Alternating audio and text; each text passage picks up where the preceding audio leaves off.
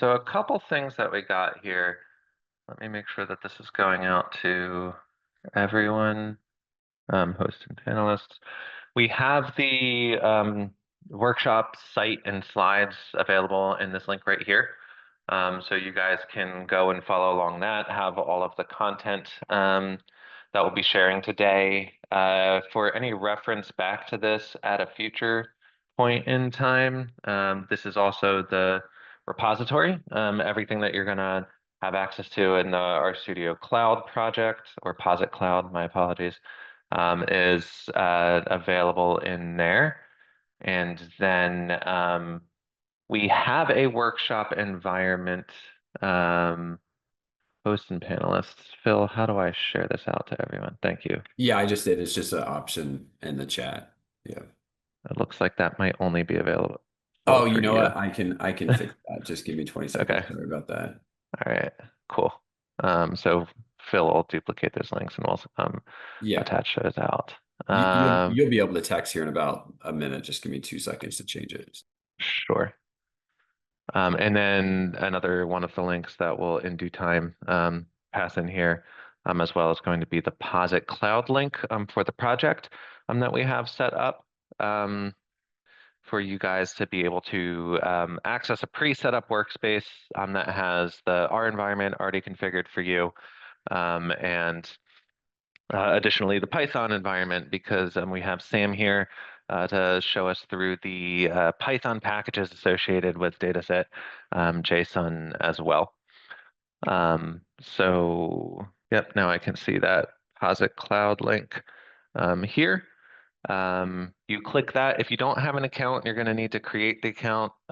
Just a fair warning of things that we typically see when these things come out. It's going to shoot an email verification out to your email. That takes a while to get through some company networks sometimes, but once you get your account set up, you can click the link and have that available for you. We'll go over opening your project. Thank you. It looks like you already have that on saved up, Phil. And when we get to the first exercises, we'll just make sure we show you how to go in and get that set up. So just I'll share some brief slides for the introduction as we get this rolling, and then I'm going to hand it over to Phil, or not Phil, Sam. We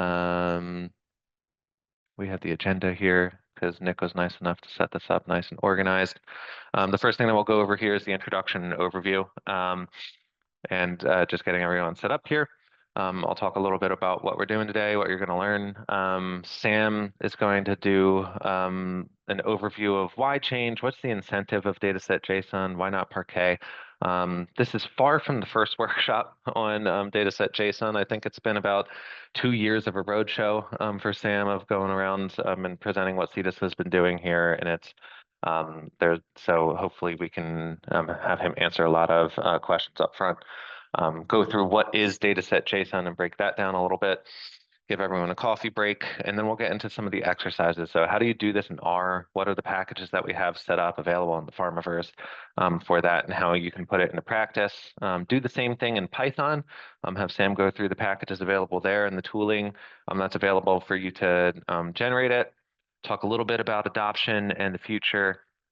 And finally wrap up and give you guys your time back at 11. So getting into it, all the slides are available in each of these independent sections. So welcome and thank everyone for attending R in Pharma.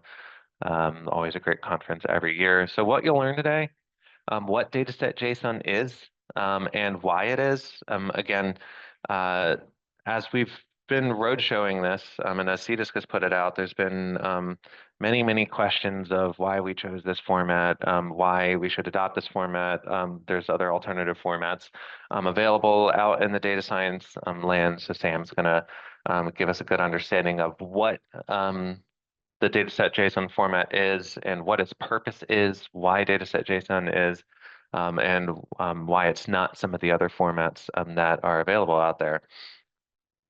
Implementing dataset JSON in R, going through the R package dataset JSON. and implementing dataset JSON in Python as well.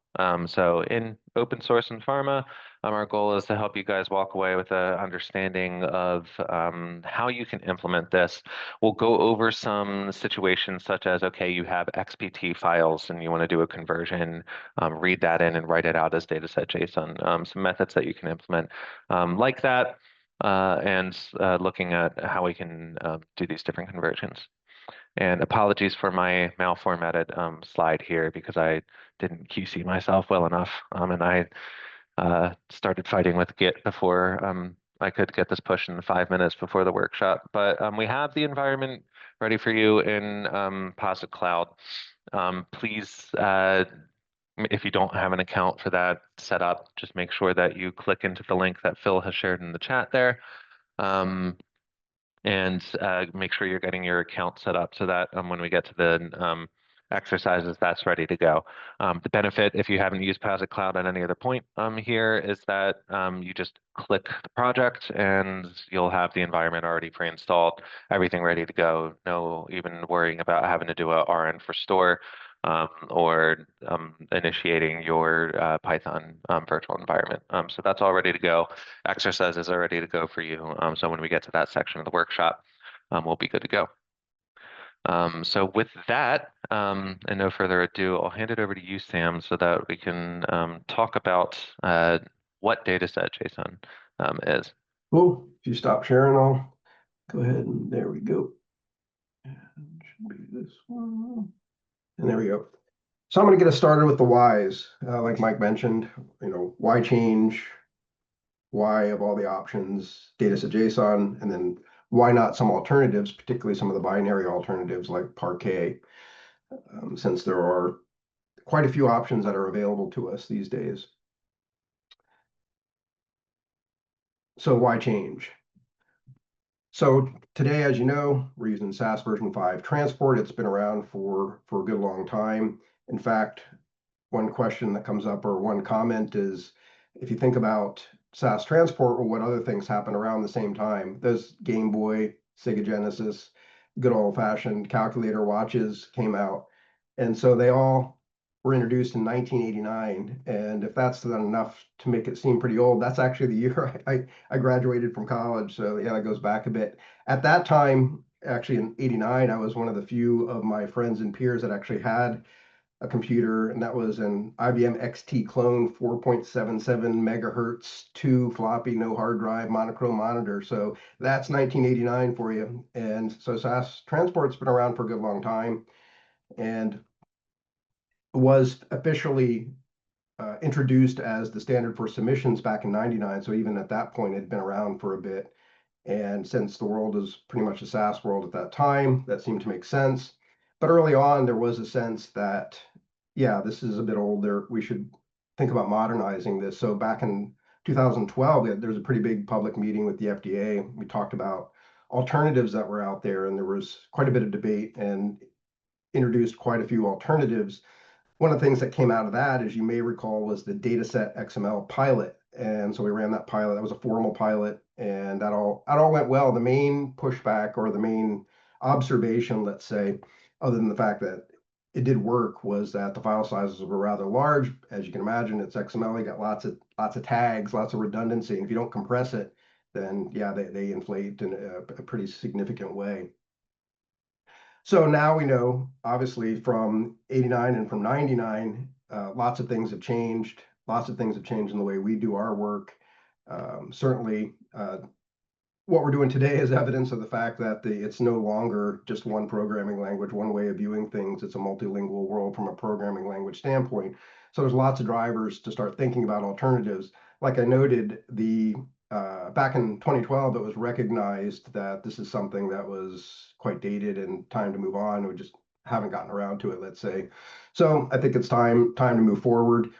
The limitations are pretty well known, so I'm not going to spend a ton of time on this. There are some documents and some papers that have been written that highlight this. Some of these are in the references in the slides. I tried to put some links in there. So if you're interested in diving in deeper, you can certainly do so.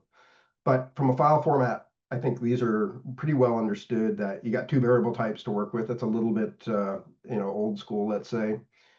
Limited to ASCII encoding, that's actually a pretty significant issue, particularly when you think globally. This is a standard that we want to be able to use, not just for English, but for lots of languages, and in many cases not well supported by ASCII. Again, that's just a reflection of the time it was created. And then we have other goodies like 8-character variable names, 40-character labels, 200-character field width. So from the CDISC standards, you can see the impact this has had. Why do we have 8-character variable names and things like that? Well, that's why. It's the format really influenced the standards, some of the constraints there.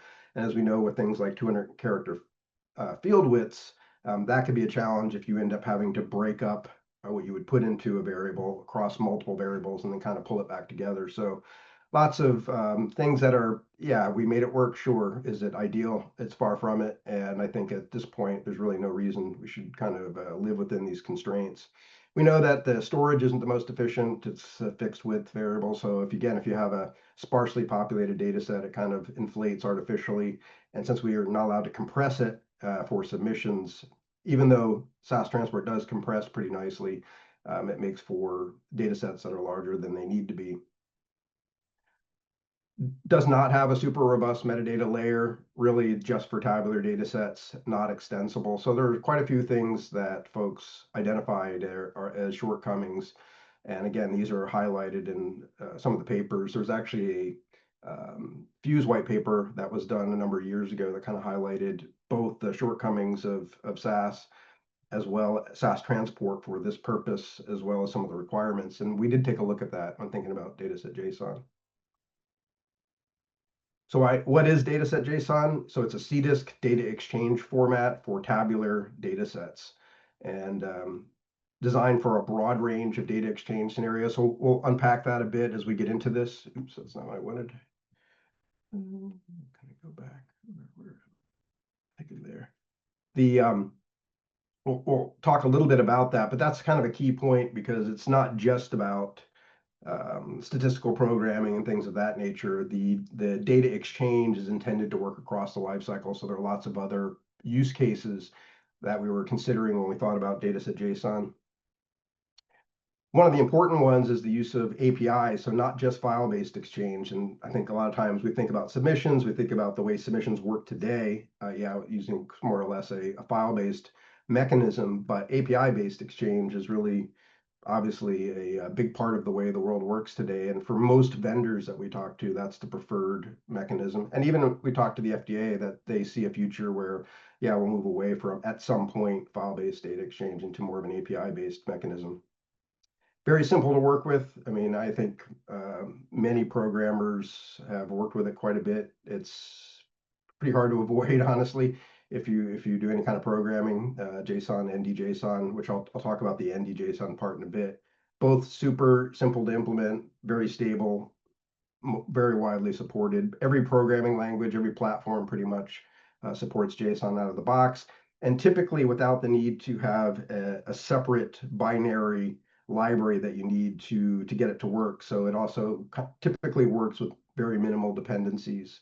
It's extensible, which has been important for those of you that have worked with other data exchange standards from CDISC like ODM. Most vendors will extend it. I don't know if that'll be true for dataset JSON, but the possibility is there.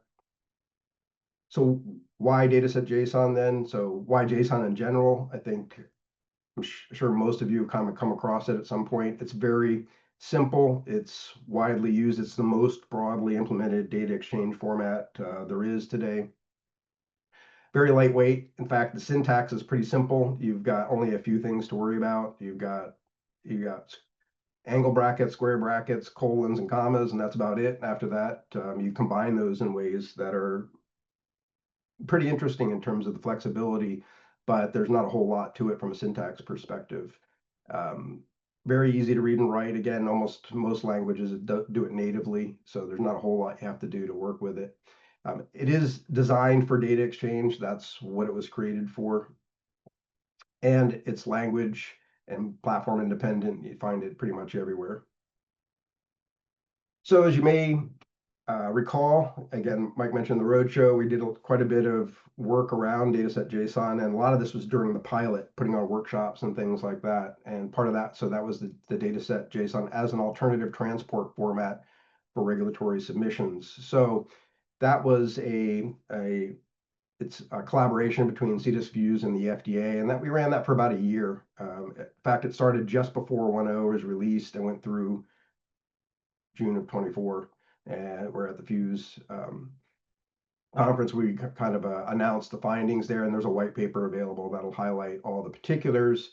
But the important thing is that the key milestone that was established for that was that could we use dataset JSON as a drop-in replacement for SAS transport? Like the rest of the process works the same. The only difference is instead of SAS transport, you have dataset JSON. And indeed, we were able to show that that worked. So that was successful from that perspective. Coming out of the pilot, though, we did learn some things, and from that, we made some updates to the standards. That's why we're working with 1.1 now, and I think it's was significantly improved, even though it's a pretty simple standard. We also added a user's guide. Some of the topics we'll get into today kind of deserve a little bit of an explanation. That's what the user's guide's about, because the spec itself is very short. In fact, if you're used to CDISC specifications, you might be surprised. You could probably read it over the coffee break if you want to, which is, I think, probably shorter than the SDTM table of contents, to be honest with you. And we also had lots of tool updates, because a lot of this is about the tooling for data exchange. It's really not as much about the raw format. For most, they'll use tools to move data back and forth and convert from native formats into dataset JSON, and then back from dataset JSON back into native formats. So the tooling in a pilot context like that is really a very important part of the overall process. And also important to note that the FDA did their own testing, where they did some internal testing, external testing, used CBER data sets, and also had some companies push studies or push data sets through the test electronic submission gateway. So it was pretty thoroughly tested during the pilot, and again, the results were positive. So one question that comes up, though, is why not Parquet? And I think the most fundamental thing is that the JSON is really all about data exchange, and it's, again, we're thinking about use cases beyond just statistical programming. It's for lots of different exchange scenarios, including getting raw data from labs, getting raw data from EDC vendors, and things like that. Today, a lot of that happens in tabular formats. There just does not happen to be a data exchange standard for that scenario. In fact, we have ODM, as you may know, but most don't want a hierarchical output. They want a tabular SDTM plus or minus output, and JSON is the most common way to move data around, as I've noted. So that's a little bit about JSON. It is a standard, and it's a standard that's designed for data interchange. So Parquet, there's lots of good binary formats out there right now. Parquet is a popular one. So it's an Apache project, open source. It's a column-oriented, compressed data file format that works well in statistical computing environments. And because it is neutral, it's not, it doesn't favor one platform or language over another. It's seen as a pretty good alternative, and which I agree with. I think it's a great format for what it's designed for, but it's not necessarily a format for data exchange. Certainly it wasn't built for that purpose. So dataset JSON, on the other hand, is intended to address the data exchange use case. Again, API is a key part of all this, not just file-based exchange, but API-based exchange is a super important part of what we anticipate being the usage scenarios for dataset JSON. It is indeed optimized for ease of implementation between senders and receivers. So that's a big part of it as well. It's not necessarily optimized for fastest reader writes and things like that. It's optimized to make it easy for folks to support a standard for exchanging information across lots of contexts. This is an important one, and I'm going to expand on a few of these later. One of them is the fact that it is aligned with other standards. So within CDISC, we use quite a bit of this, maybe more than you realize. Folks tend to, the XBT gets a lot of focus, but most of the work that we've done in recent years has been JSON based, and I'll highlight some of those projects. But also importantly for healthcare data, EHR data, HL7 FHIR is the standard of interest, and it's it's mostly done in JSON, and that has had an influence over regulators and others in terms of where we want to go. So Parquet, of course, is better at what it's designed to do, storage and analytical processing. File-based exchange, if you're going to use it for exchange, it's really sort of constrained to a file-based way of doing things, really optimized for storage and analytical processing, aligned with what we would do in a statistical computing environment. So it does make sense to think about it from that perspective. But again, thinking about the kinds of things we want to do from a data exchange scenario, the thinking was JSON is better suited for that. And just this is something I'll revisit going forward as well.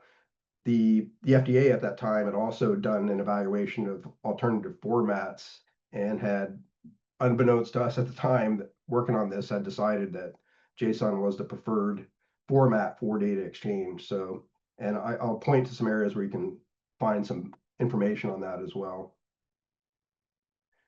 So some assumptions I've mentioned a couple of times: data exchange scenarios, not just limited to submissions and statistical and programming. So the idea here is that if you're for example, if you work with an EDC vendor and you're asking for a tabular format for the data, the raw data that you're going to receive, that dataset JSON would suit that need. And importantly, it would likely be done via API. So most of the transactions we anticipate will be API based.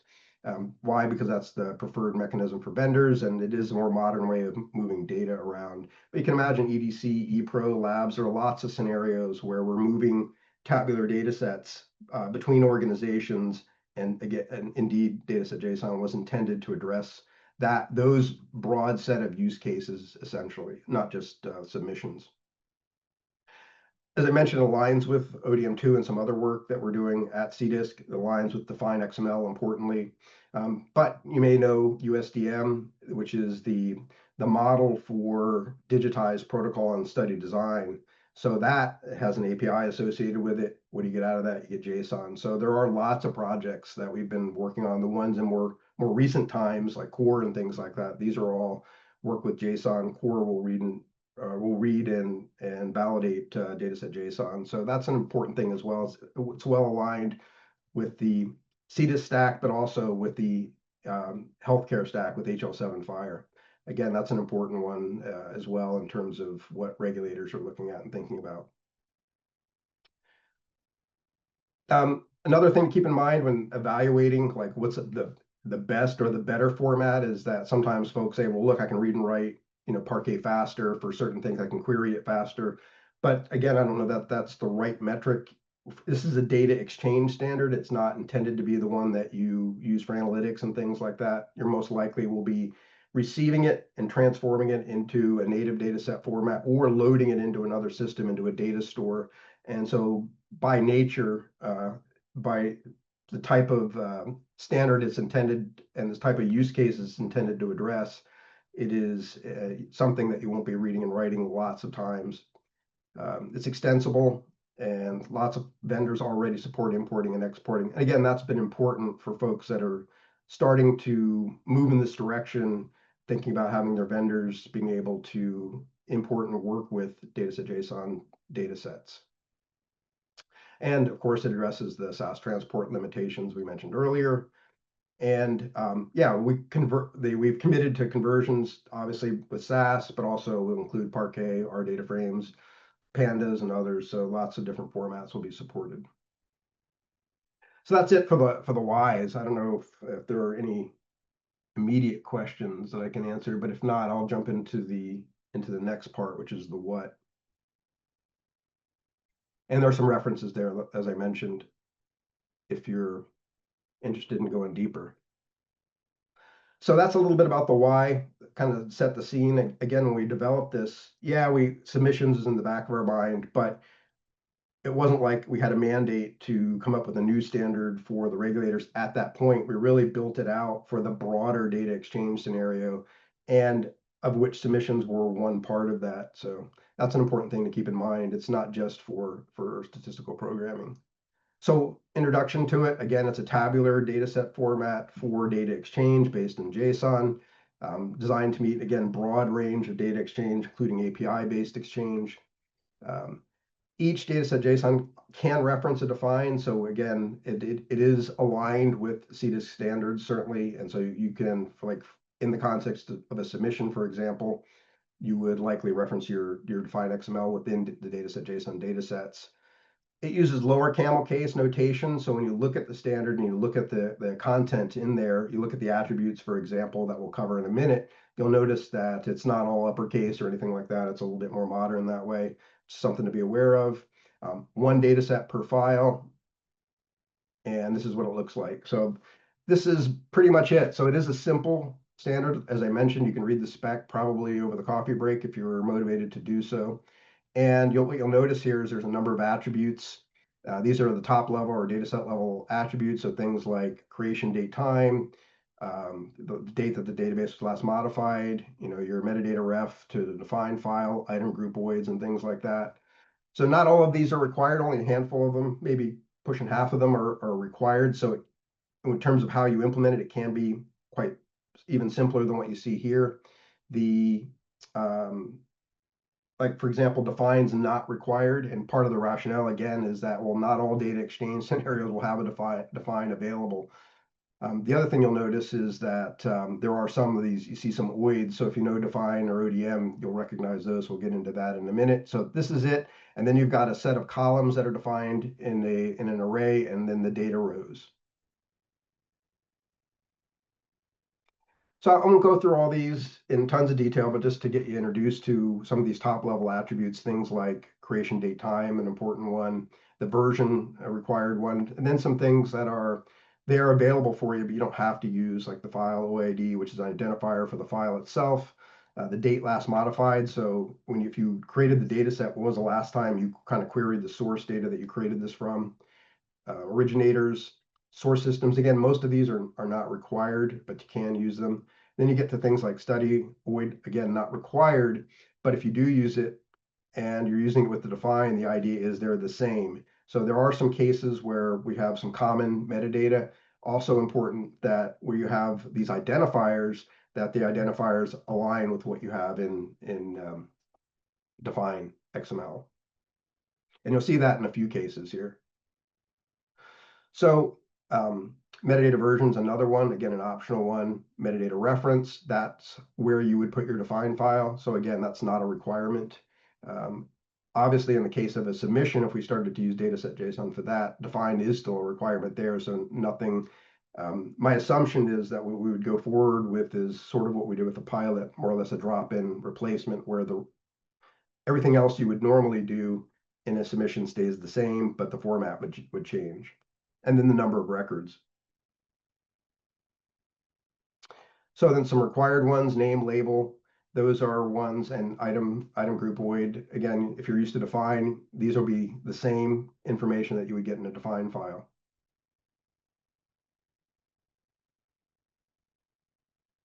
Columns, so the columns are really an array of objects. So you have one per column, and then you have some attributes that define each column, and that's an ordered set.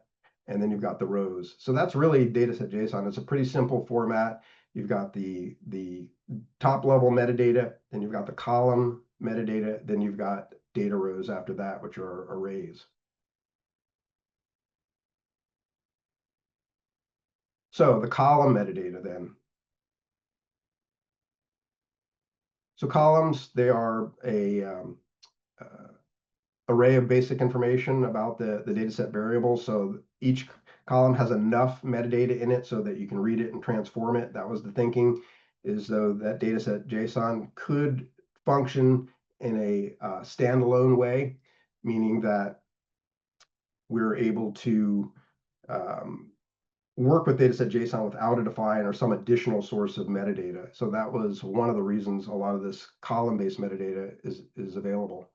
The order of the elements obviously is important, so that you would put each object that describes the column in the order of the variables in the data set. And the arrays are a construct within JSON that does preserve order.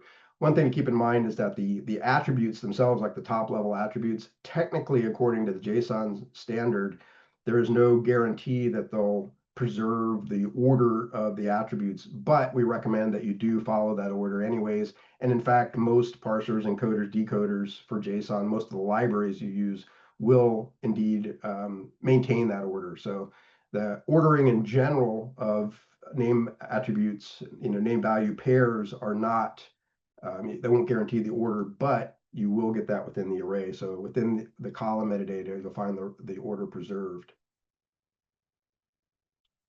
So this is a bit of what it looks like. So you've got your columns defined. Again, the columns is an array, and those are the brackets you see here. Then the braces are what creates an object. So each column will have a set of metadata associated with it. So these name value pairs. So you have the item OID. Again, if you're familiar with define, you'll know that that's something you'll find there as well. You have an identifier for each variable.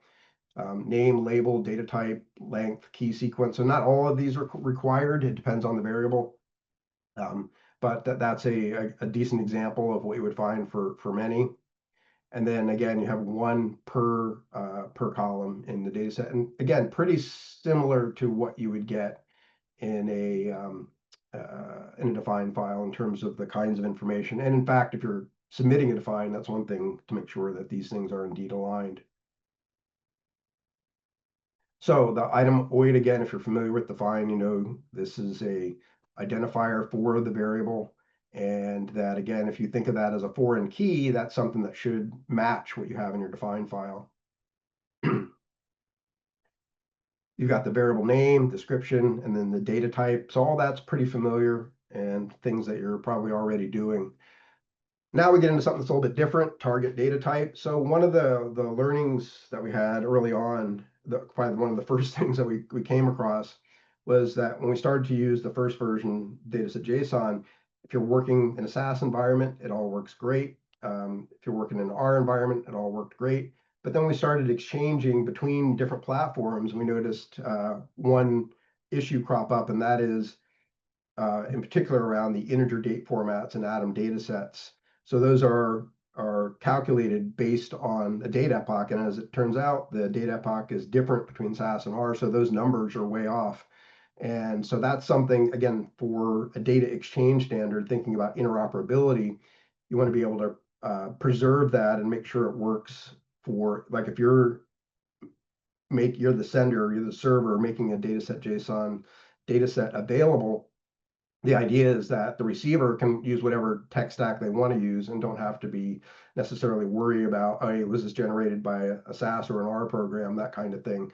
So the way it works with target data type, so for those date and times, you would have a data type of date time, for example, and then the target data type would be integer. And what that tells the sender is that, all right, I'm reading in a data set, a native data set that has this integer date, but I'm going to transform that into an ISO date for use in dataset JSON. So the dates in dataset JSON are ISO dates.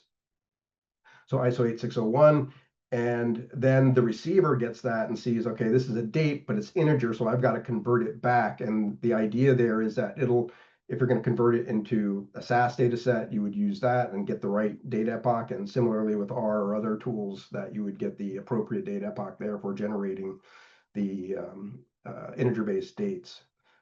So that's target data type. The only other use case is really around decimal, which I'll talk about that in a minute. So you've got length, and that kind of works the same as define. It's a planned length and not necessary for every variable, display formats, and key sequences. So again, these are things that you should be familiar with from your define files. So row data, so that's the metadata. So we've got the metadata, we have those top level attributes, then we've got definition for each column, and that's the metadata part of the dataset JSON standard. Now we're into the data, and they're simply, it's an array of arrays essentially. So you've got the rows, which is this array, and then within that you've got the array of data, and that's it. And they're not name value pairs here, just the data. And you can imagine the rationale for not doing name value pairs is that would significantly increase the size of an uncompressed data set, sort of unnecessarily, because we have all the metadata defined in the columns part of the data set. So it's all there. And you can see you have numbers and then strings and double quotes. You've got missing values represented by null, and then you've also got empty strings. So again, it's a pretty simple standard overall. I think one of the more interesting areas to think about is the interchange challenge if you're changing between platforms. And again, the date time is one of the areas where things got a little bit more, let's say, complex because of the need to support interoperability between different platforms. So timing variables like date and time, again, in dataset JSON are stored as ISO 8601 strings in the JSON format. The target data type, as I mentioned, it works together with the data type. And really, it's only needed when there's a difference between the two. So if we're saying, hey, this is,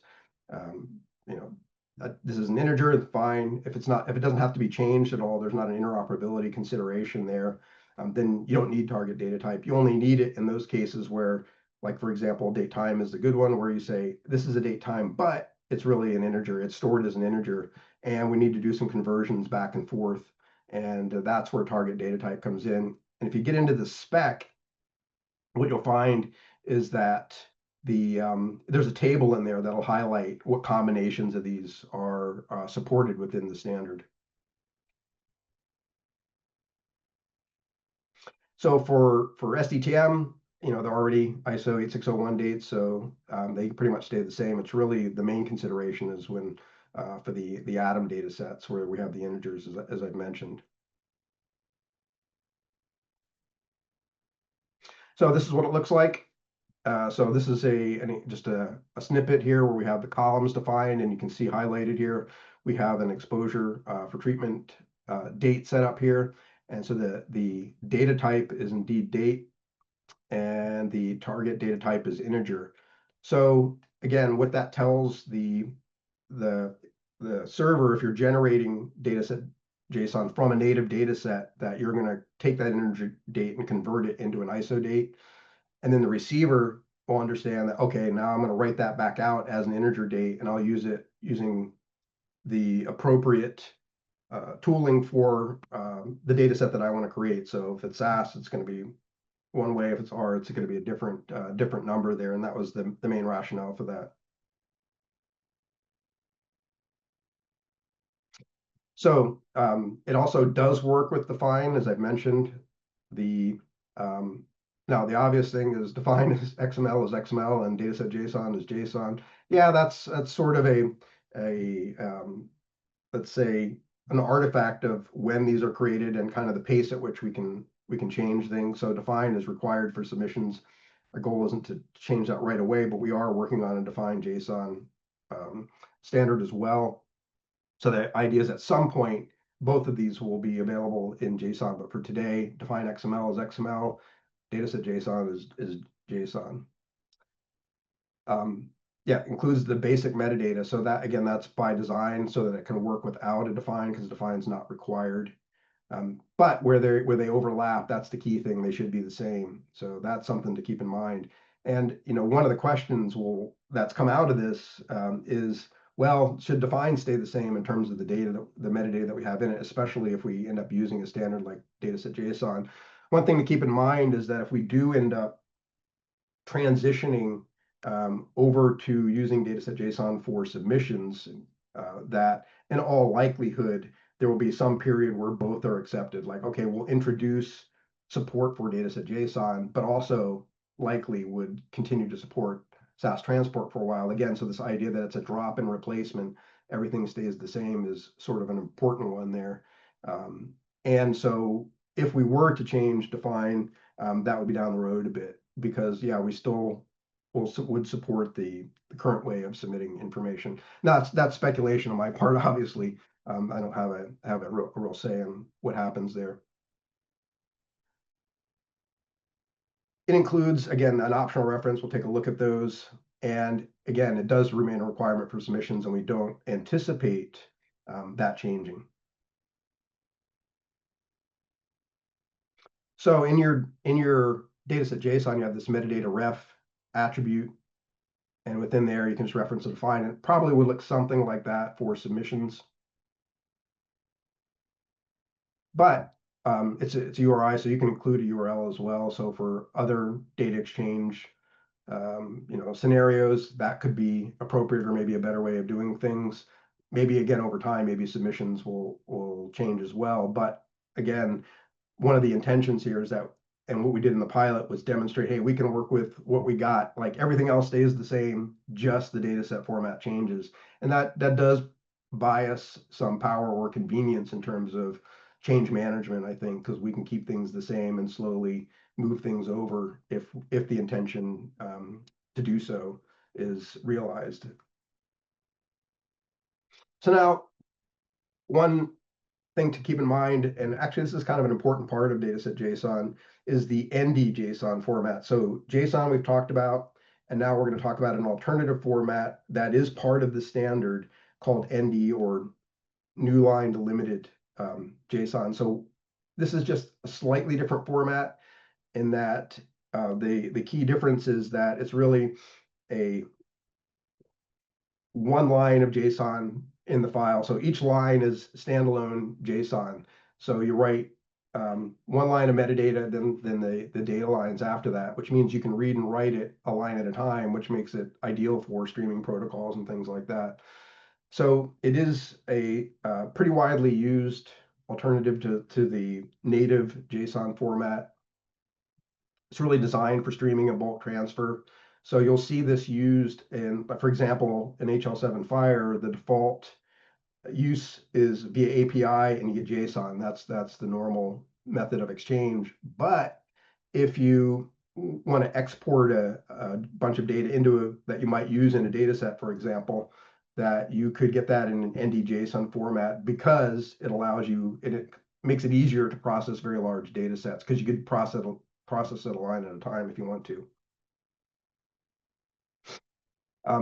They have the exact same content, and I think as we get into this, you'll see they're very, very similar in terms of the way they're structured, and it's pretty easy to convert back and forth if you want to.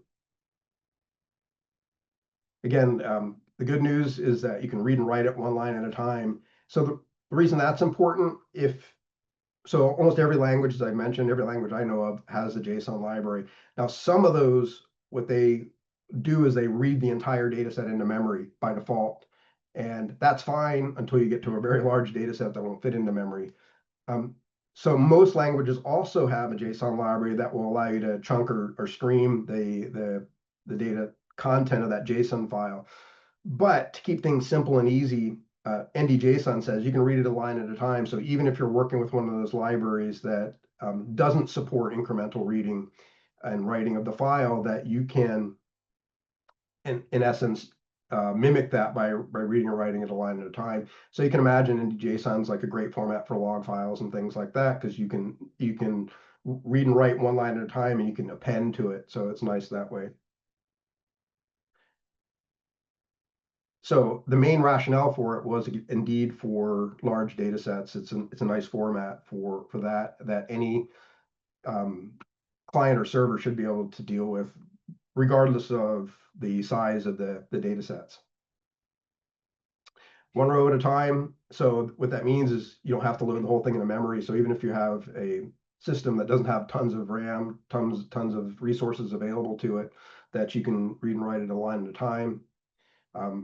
And again, although most languages do allow you to work with the JSON that way, this is a very simple way of managing very large data sets. So it has become pretty popular for that. And I will say that within the, so there's quite a bit of activity around dataset JSON since we've released it. Of course, the pilot was a flurry of activity and workshops and the like, but there's been quite a bit since then in terms of folks building out tools. We have some extensions to the standard that I'll talk about that are pretty important. We've had a hackathon with a bunch of viewers created and all that. And the way things are shaking out is, again, there's a bit of a preference for ND JSON for dealing with dataset JSON as a file. So data sets that are files, there tends to be a lean toward ND JSON for that. API-based exchange, there's sort of a lean toward straight up JSON. So that's one way in terms of thinking about where you might tend to lean toward NDJSON for dataset files, and where you lean toward JSON just for the API-based data exchange.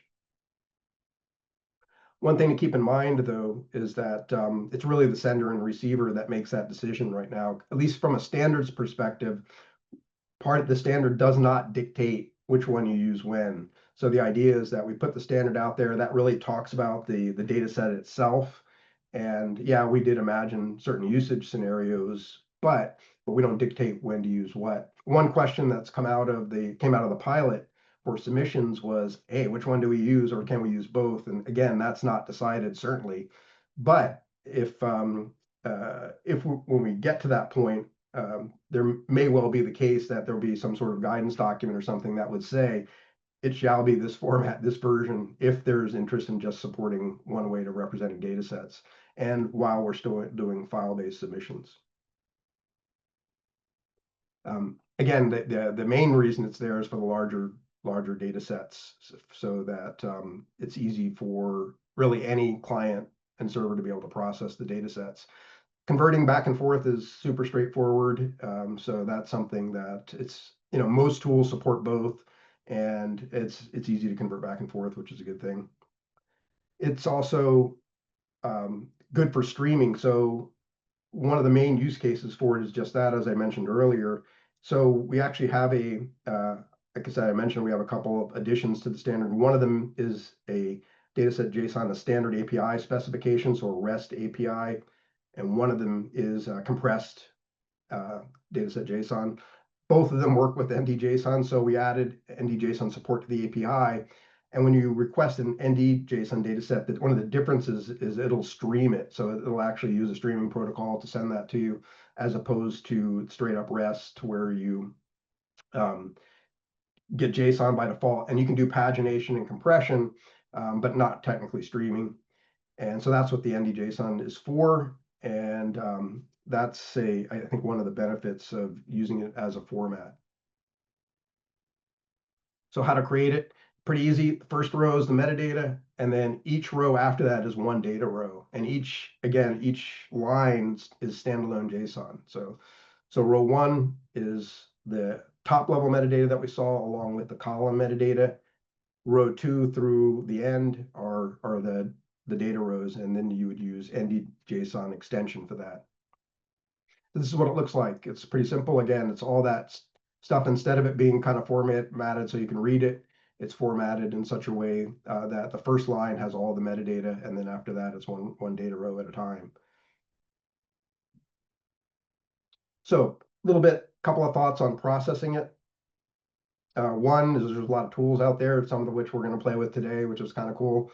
There's the NR package, there's Python, and there are a couple of Python ones that came out of we did our first hackathon. Actually, all these tools came out of the first hackathon initially and then have been improved. But some of the Python tools didn't move on much. So we had 1.1 come out and hadn't really evolved. So, and in fact, even the one that I worked on initially, yeah, I updated it for 1.1, but I assumed there would be some others out there. So what I did, actually, in preparation for this workshop, I kind of converted it into a PyPy package that you could use, which we'll talk about the particulars of. And I'll still have a few more features that say to add to that before it's formally released. But I'll release that as a Python tool. And again, there may be some others that folks update and want to make available. And it's quite possible there are other packages out there that I'm not aware of. And then there's the SASC tool that Lex Janssen created that's been pretty widely used as well. The last hackathon we ran were about viewers. So one of the learnings from the pilot that we ran was that a viewer software was a must-have, and now we've got these viewer softwares because we ran this hackathon. And well, the viewers were really nice. I was really kind of blown away by the quality of these viewers that were created. So 7 of them were created, and it's almost a disservice to call them viewers now because they've evolved since the end of that hackathon. And some of them support things like not only viewing dataset JSON, but viewing SAS transport, SAS datasets, and so on, and other formats. They'll do conversions in some cases. Some folks have integrated core, so they do conformance checking. So that some of these tools are pretty slick and do a lot. So I would encourage you to have a peek at them if you're interested in starting to work with dataset JSON. And again, there are other tools that are out there as well. And some folks have started to support it in their software tools in terms of importing, exporting. So one question that came up occasionally is about file size. And one of the reasons for that, I believe, is the dataset XML pilot that we ran back in 2014. That was the one big negative observation was, hey, these file sizes get pretty big. So the good news was that the dataset JSON files tend to be not only smaller than the XML by leaps and bounds, but actually smaller than SAS transport on average. Not every instance, but on average, are about 0.7 size of a SAS transport file. If you pretty print it, you make it nicely readable, nicely structured, then that's going to inflate the size somewhat. So keep that in mind. If the tooling that you use, some of them will provide options to pretty print and by default will not. And generally speaking, you should not do that if it's just machine to machine work, because all those tabs and line breaks are just extra characters. You can compress them. And as I noted, we actually just finished public review of a standard for a compression for a compressed version of dataset JSON, and it does significantly reduce the file sizes. One thing of note is that in SAS transport, space is allocated for missing variables. As you probably know, it's a fixed width type of format. So if you have a sparsely populated data set, yeah, the difference will be starker in that SAS transport will be larger than what you would get in dataset JSON. Because as you know, since I mentioned it earlier, that you'll get a null or an empty string, but not a full allocation of the width of the variable, essentially. Yeah, yeah, missing variables still occupy space. So one important note, and I think I saw a question pop up on that, maybe somebody answered this, is that the encoding is different. So that's another thing to keep in mind. I think that's an important one. This is a feature. It's not a bug, I would say, or it's not an inconvenience. It should be a nice to have, that the encoding can catch some things that are, if they're not quite right. And as we know, our work with like smart quotes and things like that have wreaked a bit of havoc. Those Microsoft smart quotes aren't really UTF-8 conformant. So some of those things early on, in fact, when we first ran our define XML pilots with the FDA, every test submission failed. And I think almost all of them failed for encoding reasons, because they would cut and paste from Excel and Word, and that those smart quotes got in there and failed to pass the encoding scheme. I'm sure most of you have encountered that before, but JSON's UTF-8, so it's Unicode, and there are tons of benefits to that, not the least of which you could really support almost any language out there with this Unicode, so that this will be more easy to use globally, I think, than SAS transport is, because it's not restricted to certain languages. It's the most widely supported scheme. You use it all the time anyways in other areas right now. So it's really just a kind of a way to modernize what we're doing. SAS transport is an ASCII based standard. So again, that's one that for the most part, happens behind the scenes, not something you have to think about too much, but it's good to be aware of it, because occasionally if you have a character that doesn't fit in with the UTF-8 or with one of the other standards, yeah, you might have a problem. The other thing to keep in mind is that if you load up dataset JSON with UTF-8 characters that are not ASCII conformant, then you've got to realize, if you're converting back from dataset JSON, something to think about, that you'll need to be aware that that might cause problems for you. Now, there is I don't think there's a long-term use case for going from dataset JSON to SAS transport, because the whole idea is this is an alternative exchange format, and you really would be working in native data sets and then converting it to your exchange format. But in the near term, while we're thinking about ensuring that, hey, these things are the same, or maybe you have tools that support transport, not dataset JSON yet, the ability to convert back and forth is pretty useful. But so the encoding is something you want to be mindful of. So validating.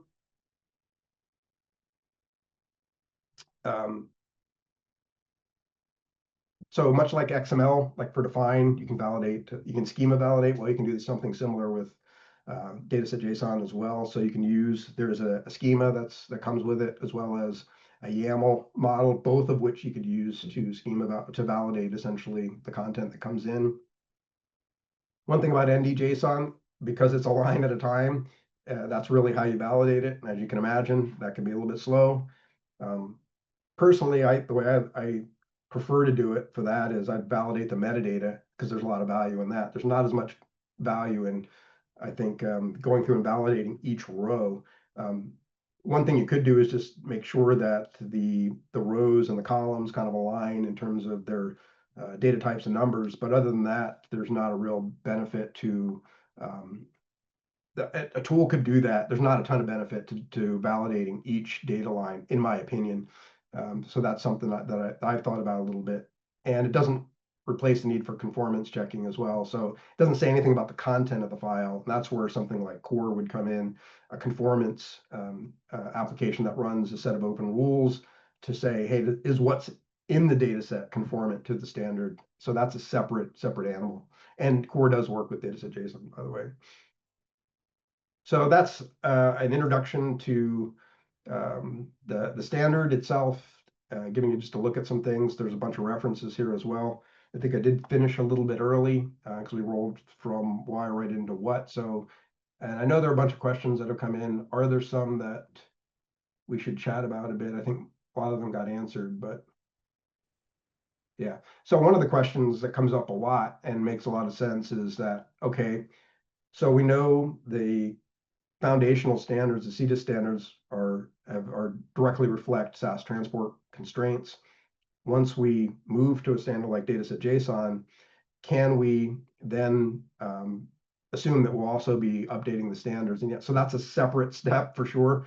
But yeah, I think that's also a possibility that that the standards themselves then won't have the same constraints, and so it's up to the standards teams to decide, okay, well, we're not restricted to 8-character variable names and things like that anymore. Should we go ahead and make that change? Again, that's not something I can tell you the answer to, but my assumption is that, yeah, we will make some changes based on that. And so that's something that will occur, I think, once, if we start talking about an actual timeline for submissions for this, and I think, the standards teams will get to the point where they're able to start to think about this more significantly. Let's see, are there other questions that came up? Yeah, UTF-8 for ND-JSON. Yeah, the UTF-8 is the default for JSON in general. So that's and again, that's pretty much, it's the most widely used format around. And I think it's, most modern systems are working with UTF-8 now. So the SAS transport is just kind of a throwback because of its age. Any other questions? Just scrolling through a few here to see. So yeah, YAML and TOML. So you can convert back and forth if you wanted to. There's not a real, so YAML is good, and TOML, as has been noted here, it's good for configuration information and things like that. I mean, we were using YAML for rule authoring and things like that. I think it does have some advantages. If you're handwriting stuff or you're authoring content or configuration files, I think they make a ton of sense. But for data exchange, not really all that necessary. And I don't know, there aren't really many advantages to it for data exchange that I can think of anyways. Yeah, partial date time. So partial date times really would more or less be represented by strings at that point. So they're not things we're converting back and forth necessarily. The thinking is that if you want to make it a date time, make it a date time, and then populate the data set with it. So that's kind of the way that works. So in your raw data, you may well have, like you have an ODM support for partial dates and times and things like that. And then the idea is you could keep that as a string if you want to keep if you're using this as raw data. Some folks I've talked to are looking at or have started to use dataset JSON for things like data lakes, because if you're looking for just one format that can be supported broadly for raw data, and so you have dataset JSON is one for tabular, and then maybe ODM some folks use for other formats that don't that aren't yet transformed into a tabular data structure. Some combination of ODM and dataset JSON make for a good format that way, in that it's a standard that really anybody can support, and it's a nice text standard and things. And from there, then you can feed it into other systems and convert it into other formats. JQ, yeah, I use that tool quite a bit.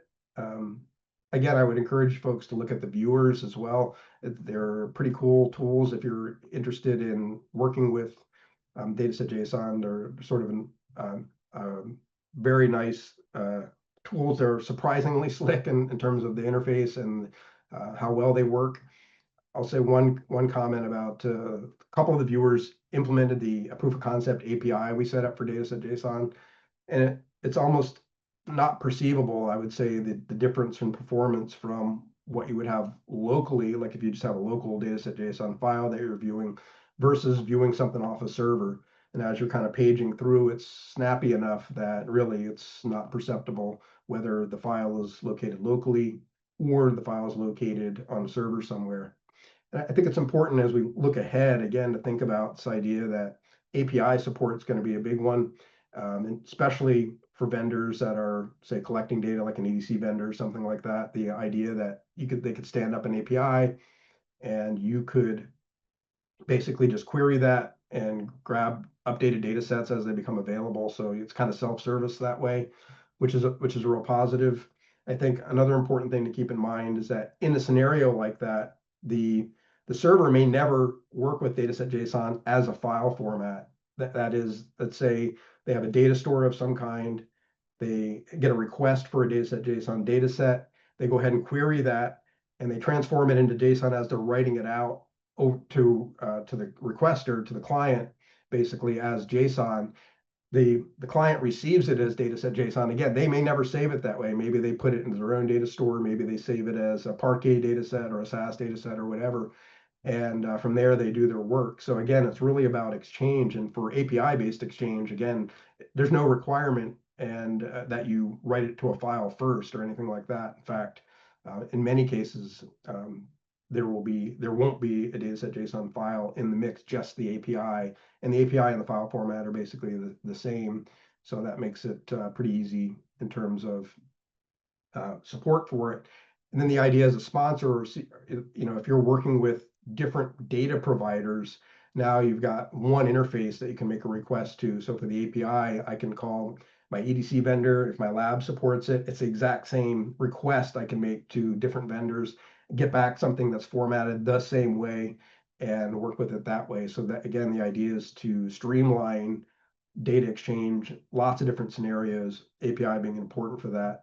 Also, I think that that's not the way we do submissions today, and I don't like to speculate about what they'll look like in the future necessarily, but I will say that in plenty of discussions I've had with regulators that there is an acknowledgement that API-based exchange is something that they're interested in exploring for obvious reasons, where you can pull the data in and put it in a cloud-based environment, that kind of thing, and work with it from there.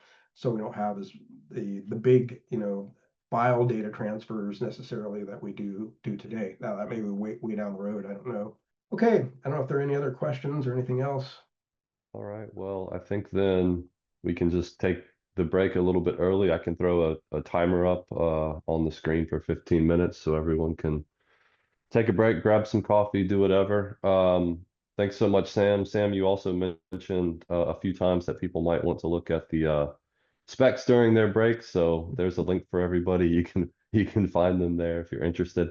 Again, I'll throw a timer on the screen and we'll see you back in 15 minutes where I'll walk through the R dataset JSON package that Mike and I collaborated on. All right, talk to you soon.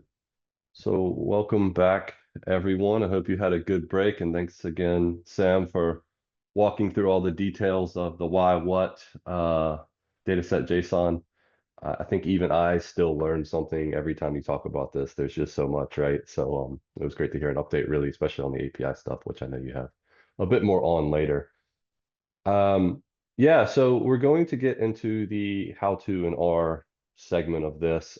Phil also shared a link in the chat to get access to the cloud, as well as the workshop, which will be like the last 10 minutes of this how to in R. I can also share my screen during that piece to help people kind of visualize what that should look like. So with that, I will jump right into it. Mike, also, you and I work closely on this package together. Feel free to hop in with any additional things that you'd like to kind of expand upon as we walk through this. All right, so how to in R. So many of you are probably familiar with the whole game from the R package development book. I'm a huge fan of this, and a big reason this one little section in that book is probably a big reason why I got into developing packages. It just made it so easy that I figure, why, like many, why not just emulate that? So we're going to do this workflow using the Farmiverse Atom datasets that are out there for everyone. So shout out to that team. Thanks for making that available to everybody. And we're going to start with Atom datasets. Any format you want. I mean, we're going to basically convert this to RDS and then eventually go out to JSON. So it really doesn't matter what kind of data you're reading in. As Sam mentioned, you probably store different types of data, not dataset JSON, within your servers for the work you do. We're then going to prepare that top level metadata and column metadata that Sam showed us in the specs. We'll then take all of that, convert it to dataset JSON, fake share this to somebody, we'll just share it back to ourselves. And then of course you want to read that data back in, and that's really it. So jumping right into it, obviously you would want to attach the dataset JSON package. And then it's as simple as reading that into some sort of object. Again, you could use Arrow, read Parquet if you have Parquet files. We stored this as RDS for this example. So we're just reading that into ADSL. And then just taking a look at our data, see what we have. So yeah, I just took the head of the first couple of variables here, and you can see this, and many of you are probably very familiar with the CDISC pilot data at this point, but here's the first six variables and first 5 obs just to confirm. Yeah, we do in fact have our ADSL data set. Now the second part is this column metadata. So we've prepared this beforehand, and we assume all organizations already store this in some manner somewhere, right? There is a little trick actually. Mike, do you mind finding the link to the vignette that has that function that you wrote? He had a little helper function he created, and we like to use this for testing a lot. If you just have a data set, let's say you're playing around wanting to test things and you don't have this metadata, Mike wrote a little function where you can actually just execute it on your data and it will create the metadata for you. We're not guaranteeing Track down the link and try to find it. Cool. Yeah, thanks, Mike. And that's actually what I did to create this metadata here, since this is just an example. But yeah, so we read in our ADSL metadata. Again, format doesn't matter. We're taking everything into an R object. And if we take the head of that, you'll see some of those variables that Sam mentioned. We kind of waved our hands a bit at item OID on this one, so don't if you're a purist here and looking at this and saying why are name and item OID the same, for demonstration purposes it wasn't that important, but usually you might see something here like dm.study ID or something like that. But here you can see name, label, data type, target data type, length.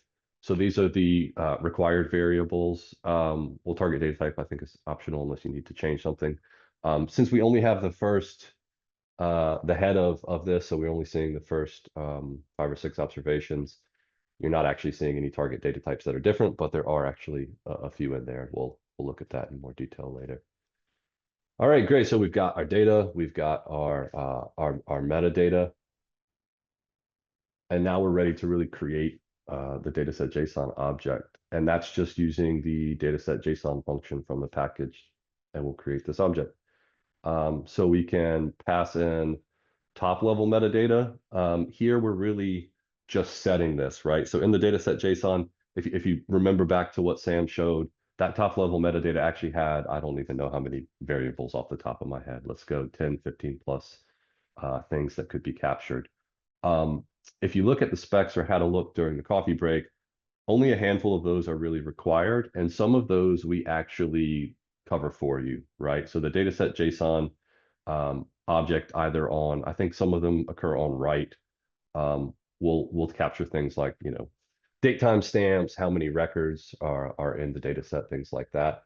So if you want to do a minimal example, really for top level metadata, you can get by with just the name of the the data set as well as the label. And then of course, the other required things are that column metadata that we just showed that we read in. And thank you, Mike, for putting that link in the chat.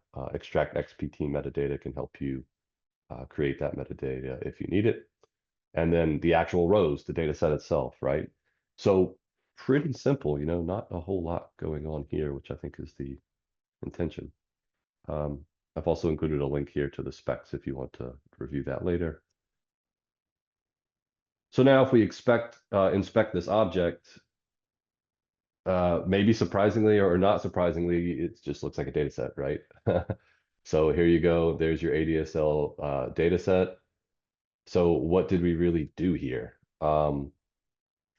And all of this is really just extending the dataset object to add additional attributes. So if we now take the attributes from dataset JSON and look at the structure of that, you can see now that the class has changed, right? So instead of, I think it might have been a data frame, maybe even a table before, we've added this as a dataset JSON object, and specifically a version 1.1 object. So the intention would be as these versions change, we add additional classes.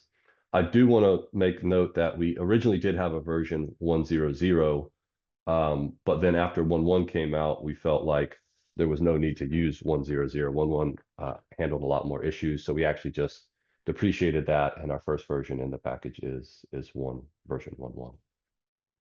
I'm guessing if you're here, you're probably not already submitting things in dataset JSON, plus your regulatory would probably be a little confused if you did. So okay, so that handles the class. And then now you can see in our attributes, the label is stored. The dataset JSON version was stored, which we just, again, did on your behalf. You didn't need to pass that in.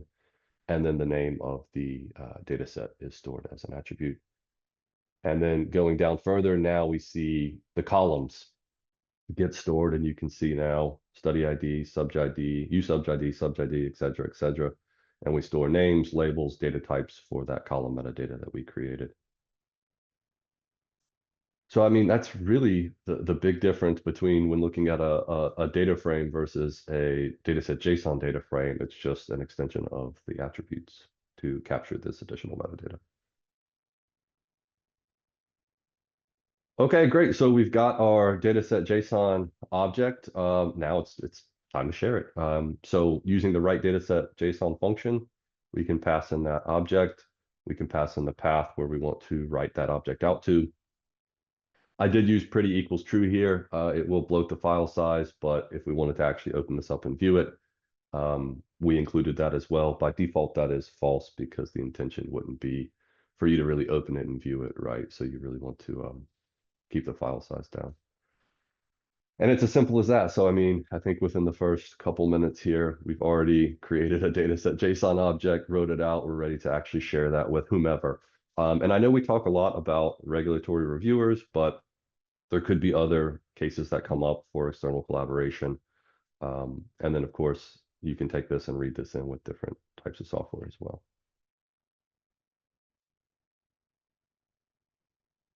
So now, if we take a look now at, well, what did we write out here? So if we look, this is similar to that screenshot you would have seen in the earlier presentation. So we've got the top level metadata on top here. You can see this, we created this creation date time for you on write, which is a required variable. You saw previously we had stored the dataset JSON version used when we created the dataset JSON object. We also just take the object and create the records, the record metadata as well, and then pass through our name label. And then you can see here in the columns, we've now got an array of 54, right? So that's good. We expect to have 54 variables, and we see for rows, we've got an array of 306, which is great because that's how many records we're supposed to have. And nothing really surprising underneath the hood here. You can see that column metadata is present.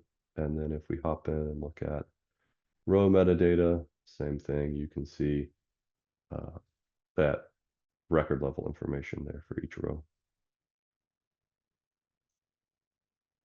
All right. So now you've got this, we're not covering the details of sort of how you're transporting that along to whomever. But now we assume you've provided this, they've unpacked it on their side, and now, of course, API will solve that later. But now we want to take that file and read that back in. Nothing crazy here, right? So we've got read dataset JSON, point to the file. You've now restored this back. But I think what we really are interested is, yeah, of course, okay, you can inspect that. You can see now you still have the ADSL pilot dataset. If we look at attributes again, we can see that class is the same. Version name label carries through, column metadata is persistent. But the big thing is, okay, well, do these things actually match? So looking at diffdf, yeah, no issues were found. I'm not an expert at diffdf, but then I also just ran Waldo compare, and it provided a little more interesting information that we can walk through here. So when we look at, oh, I thought I added in transitions for that. When we look at the first difference, right? So it did convert from table format, our class, and we lost that, and now we just added dataset JSON on top of that. This I actually had to look up. I didn't even know what this was, but pulling the ADSL data from Farmverse Atom, there is this exporter attribute that captures the name of ADSL. I'm not familiar with exporter. I don't know why exactly they use it, but I'm assuming that was needed for one reason or another. We did lose that when we came back to news, so that might be actually something we need to look into if something like that is important. Looking at label, so we can see actually the labels are different, and I think actually subject level analysis dataset is supposed to be on that label. So actually, I think it's mislabeled in the Farmverse Atom CDISC data, or maybe it's just always been missing the data set. But we set that and we passed that in. So that's as we expect, although it is different from what it originally was. Obviously, no surprise here that the old one did not have the column attribute, and now we do have one, so nothing surprising there. Same thing with creation date time, same thing with version, same thing with name and records, right? These were all new attributes that we added on. But that's it. So it was mostly these attribute differences, most of them expected. This was the only one that really surprised me, and something we'll take a look at. If you extend your attributes or have unexpected attributes, how do we want to handle that as a package, keeping that and restoring that? I don't need to cover this, why this matters. I mean, Sam did a fantastic job, but so no reason to really harp on it. My big point here was really round trip safe, that it's almost perfect data fidelity, and that's really what I want to dig into next. And we have a slide later talking about the CDISC pilot of this, and they had some findings during that, some of which we knew about already, but I just want to highlight things you might run into, and they also ran into it while doing these pilots. So a big one is R doesn't have a specific built-in type for time, so we had to decide on what we wanted to take as a dependency for time, and we took on the HMS package. There is a link here, which then takes you to a much more in-depth vignette speaking through the state time issue and how we addressed it. I won't go through that, but it's there for your reference. But really the takeaway is you'll see a difference in classes and formatting between writing and reading. So, we write out these things as strings, and you might have that in some other type of class, right? You might be using Lubridate HMS, and then that's how you decide to store your date times or times. And then on read, that information isn't stored in dataset JSON. We have no clue what the class of that object was. And that's actually something we're thinking about could be a potential update to dataset JSON in the next version, is a way to capture these types of things, so we can even restore that sort of information. So you might see minor differences in classes, and then how things are viewed, because classes will print things differently.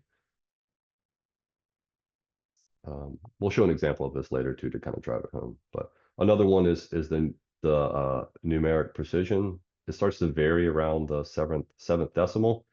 Again, we have an article on this, a vignette on this for the package, so you can read about that in detail. But really the takeaway is, by default, we don't do anything. We just let the underlying package that we're using address this, which is the YY JSON R package, which uses YY JSON C package under the hood.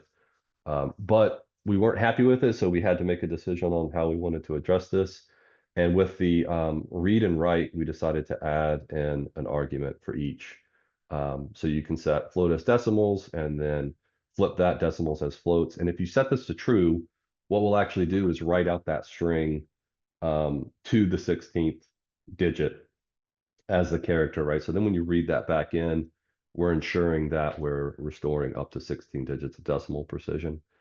That will, of course, bloat your file size a bit, and it does require a little extra processing, which slows it down a little. So that's why we've made this false for now. But actually, during the CDISC pilot, and Ben Schraub has logged an issue for the package itself. We might consider this actually setting this as true, thinking like the precision is more important than maybe the file size. Yeah. Now that I say that out loud, it seems kind of obvious. We should probably set it to true, but Mike and I will chat about it. So, okay. There's another update to potentially explore on that side with YYJSON-R and some of the updates that have been made in that library. Oh, yeah, that's right. So the great thing would be is if all this is addressed under the hood, we don't have to do anything. We can actually get rid of both of these arguments and let just the underlying package take care of it. Yeah, thanks, Mike. So to really show a meaningful example, I created a very simple time demonstration here. So we're just taking the dataset JSON package and dplyr to help us with some manipulation here. And I'm just taking iris, taking the first 5 observations from that to create a data frame. And then with that, I'm just tacking on a time column. And I just picked 5 random dates and passed in and turned those into a lubridate object. So now if we kind of fudge this, right? We now take some metadata that's already a part of the package, the dataset JSON package for iris. We use it for our vignettes and examples. So I'm just taking that and then binding on the metadata for this one new variable that we created. So now I have time call, it's a test time. And then date time is time, of course, and then we want that to be integer. When we read that back in, we want this to be numeric. So now we have our data set, we've got our metadata. So now we can take that and write out our dataset JSON object. So passing in the data, filling in, just really waving hands here at the top level metadata because it's not important, and then passing in that column metadata, and then writing out that dataset JSON object. So now we want to read back in because that's the big thing. Let's see now when we read that back in, what is the difference between the original time and now the new time?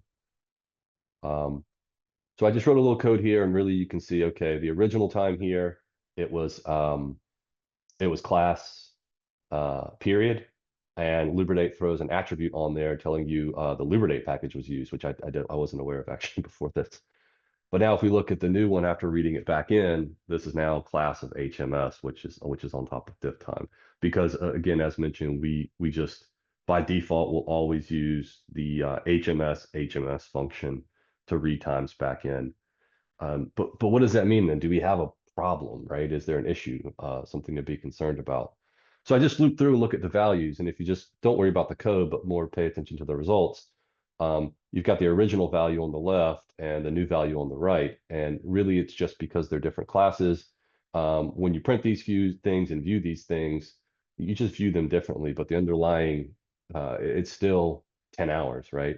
Or it's still 11 hours, 30 minutes, and 15 seconds. So there's nothing really lost really with the precision or these times being different. It's just the classes and how they're viewed. Again, something we'll talk about for the future of being able to capture that and address it. Okay. Jumping into the next one. So numeric precision, which having a slide here probably scares it. You're talking about using JSON as a transport, and we have to talk about precision, which is scary, but it's okay. We're going to talk it through here. So again, same thing, nothing different. We kind of fake this data. We've got a double float, fake values that we've created. We've created the fake sort of, or not fake, but metadata for that new variable that we've tacked on. And then now we're going to do the same thing. We're going to take that, we're going to write it out. We're going to read it back in. And then if, quickly we just take those and subtract the two, you can see, to the seventh, we see some precision differences. So this is also on a vignette that we have for the package. You can see this exact example actually there. But what do we want to do to address that? Again, like as Mike mentioned, the YYJSON package will hopefully address this for us, and we need to do some testing there because they have made a new release of that since we put out this version of the R package. But for now, if you're using it as it is, you can on write add float as decimals to true, and this will write this out again to 16 decimals as a string. And then when you read that back in, you need to let it know like, hey, I use float as decimals true. You need to read this back in using that. And on retrospect, as I say this out loud, Mike, it might make sense for us to just store that as part of the dataset JSON object. So when you read, it automatically does this. That way it will keep you from like not doing this on read when you did it on write. So maybe that's a good issue for us. Yeah. To GitHub it goes. So then now if we subtract the two, now you can see happy zeros there, which is what we expect. Yeah, so we haven't really run into anything major other than those two things, and really they've been addressed. So I think it went well for the piloting. I think Mike will talk about that in the adoption and future slides next. So that's it for the R demonstration piece of this, but we do now have an exercise. So if you let's see, if we go to the GitHub repo, I think this is all in the chat for you all, but I don't have that open. So let me open up Posit Cloud here. Oh, cool. Yeah, I'm seeing a bunch of copies, so that's excellent. So there should be like, I guess because yeah, you should see like this one here, assignment from Mike, and then you can copy that, which many of you have already done, but I'll do one for me. And then you'll see something like this where it's preparing it and deploying it, and it's going to pop you right into the root of our project that we did for this entire workshop. But within that, there is an exercise folder. If you go into the exercise folder, you'll see an R script in there. You can open up that R script. I think it's like 01-r.r.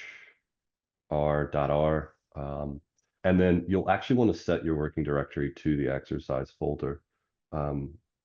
Just for relative paths, I've got data sitting within a subfolder of that, so it's expecting the actual exercise folder to be your home or your root directory.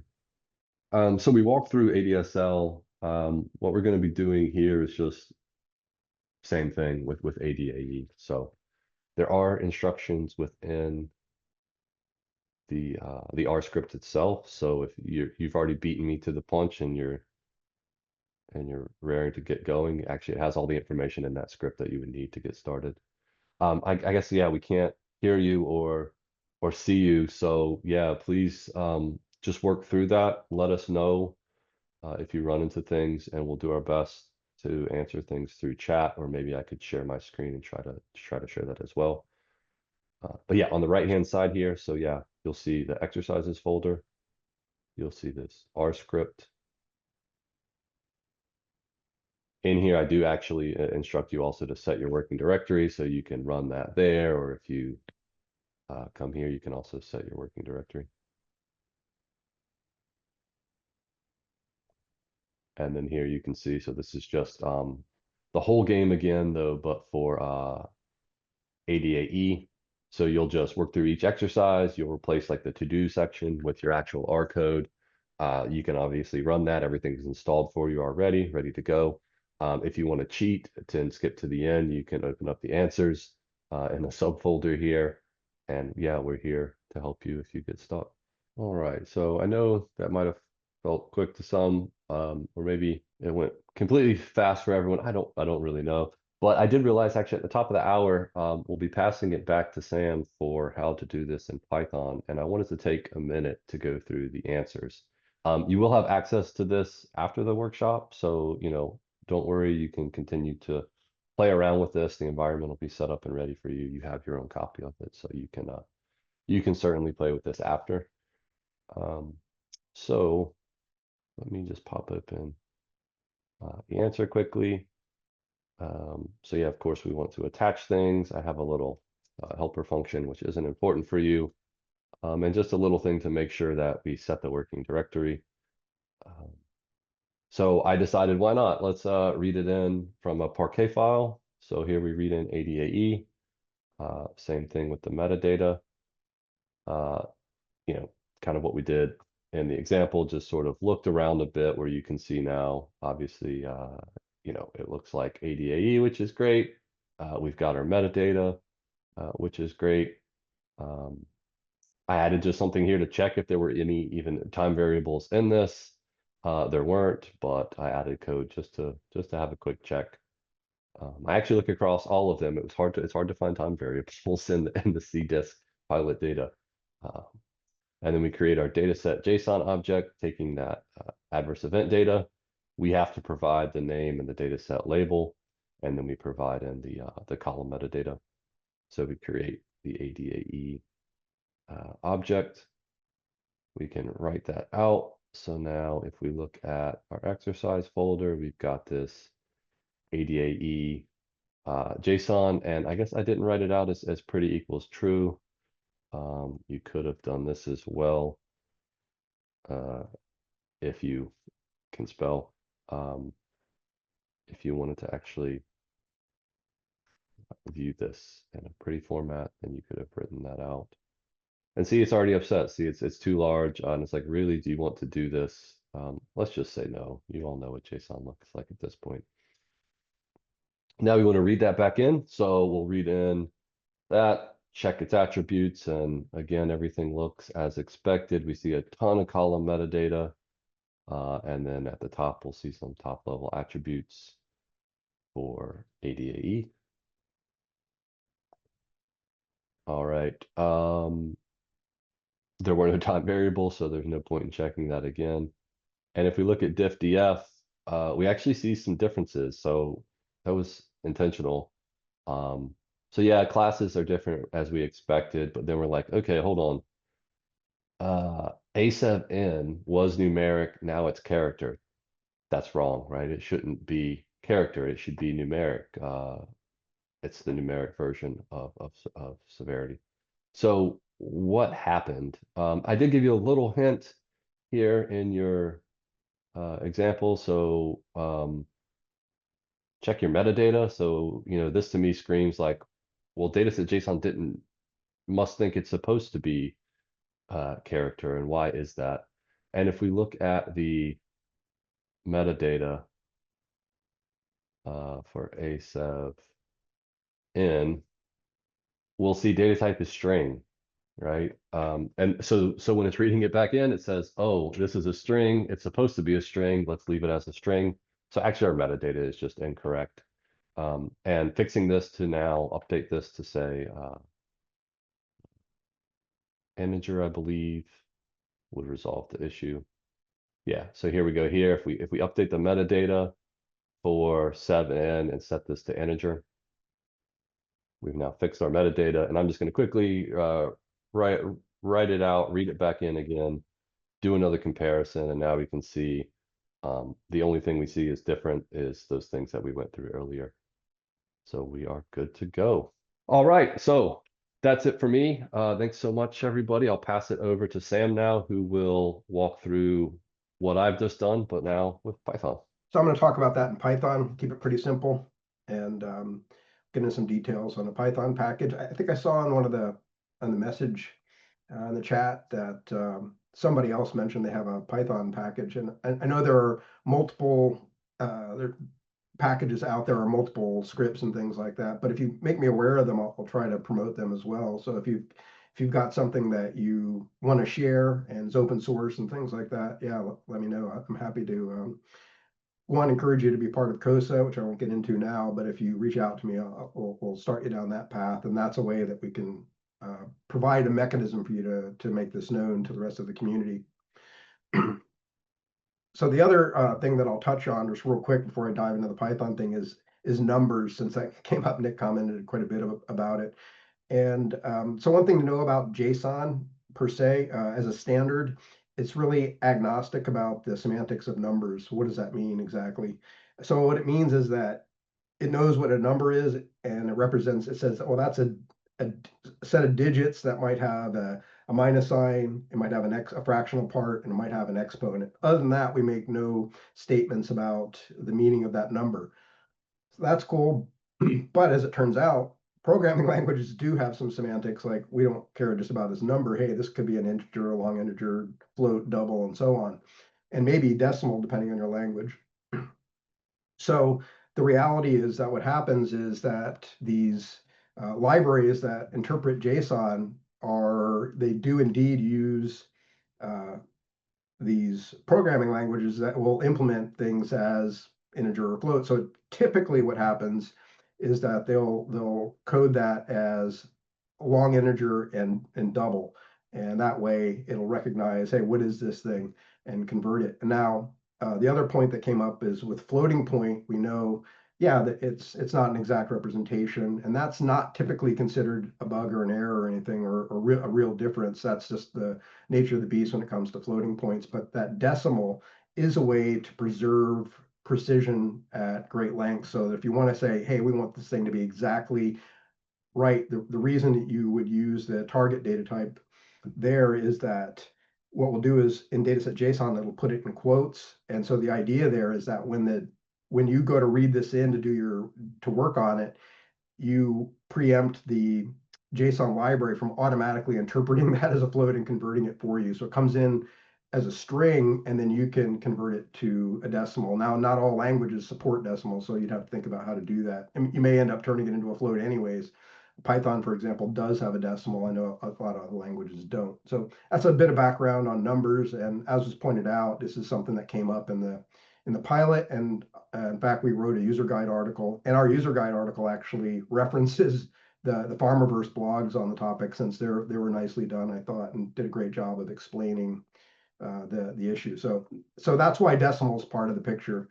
And if you're interested in ensuring that there is no rounding and there is no floating point interpretations.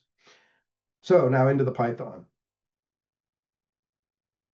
Okay, so I'm going to talk about DSJ convert, which is something that I've worked on.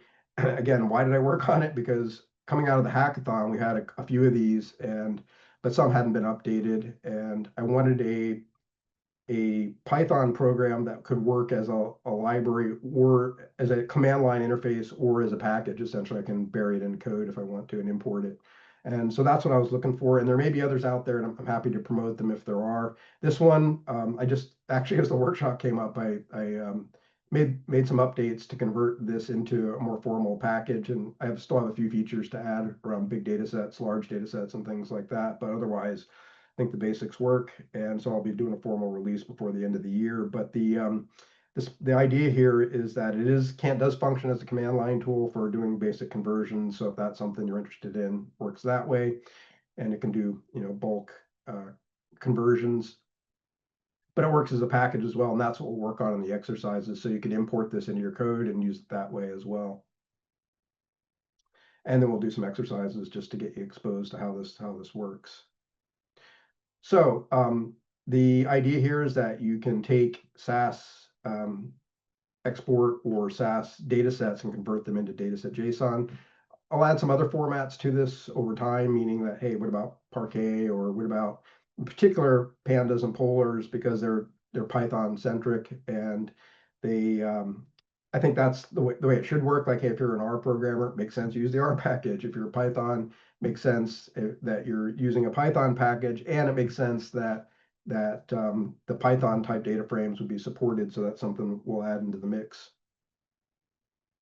And it does support JSON and NDJSON. As I mentioned, you could use either in the standard. There's kind of a lean toward NDJSON for dataset files, but and that's the default in DSJ Convert. It assumes that, but you can set it to either. And it'll convert that back over to SAS transport. As I mentioned, I don't think that's a long-term use case. Like, there's not a lot of value necessarily in converting something into a format for transport and then converting it into another transport format. But for now, it definitely is useful just because we're in this state where, yeah, we haven't transitioned completely yet. But the hope is we'll get there. It'll validate the data sets. Again, it functions as a command line as well. So features are, it works with a few different formats. SAS transport and SAS datasets are the primary native format. Just yet again, polars, pandas will definitely get added, likely Parquet. And then it also supports outputs of dataset JSON and SAS transport. And so if you're interested in SAS datasets, my assumption is then you'll maybe go to like Lex's program and use the SAS program for that. Kind of makes more sense. So that was kind of the thinking there. It does support, again, JSON or NDJSON from a dataset JSON perspective. It also will use define if you have it. If you don't, it'll work without it. And so it supports define 2.0 or 2.1. And what it'll do is use that metadata if available. If it's not, what it'll do is interrogate the metadata available in the data set, if it's SAS transport or what have you. And it'll look at the data and try to infer what should the metadata be, and then go ahead and do the conversion. So you can use it without the define if you want to. Be aware if it uses define, it does pay attention to those data types and things like that, though. And then again, validation. Logging is also there, something I wanted to add, since occasionally if there's a gotcha, you can set it to verbose mode and get lots of detail, more than you want.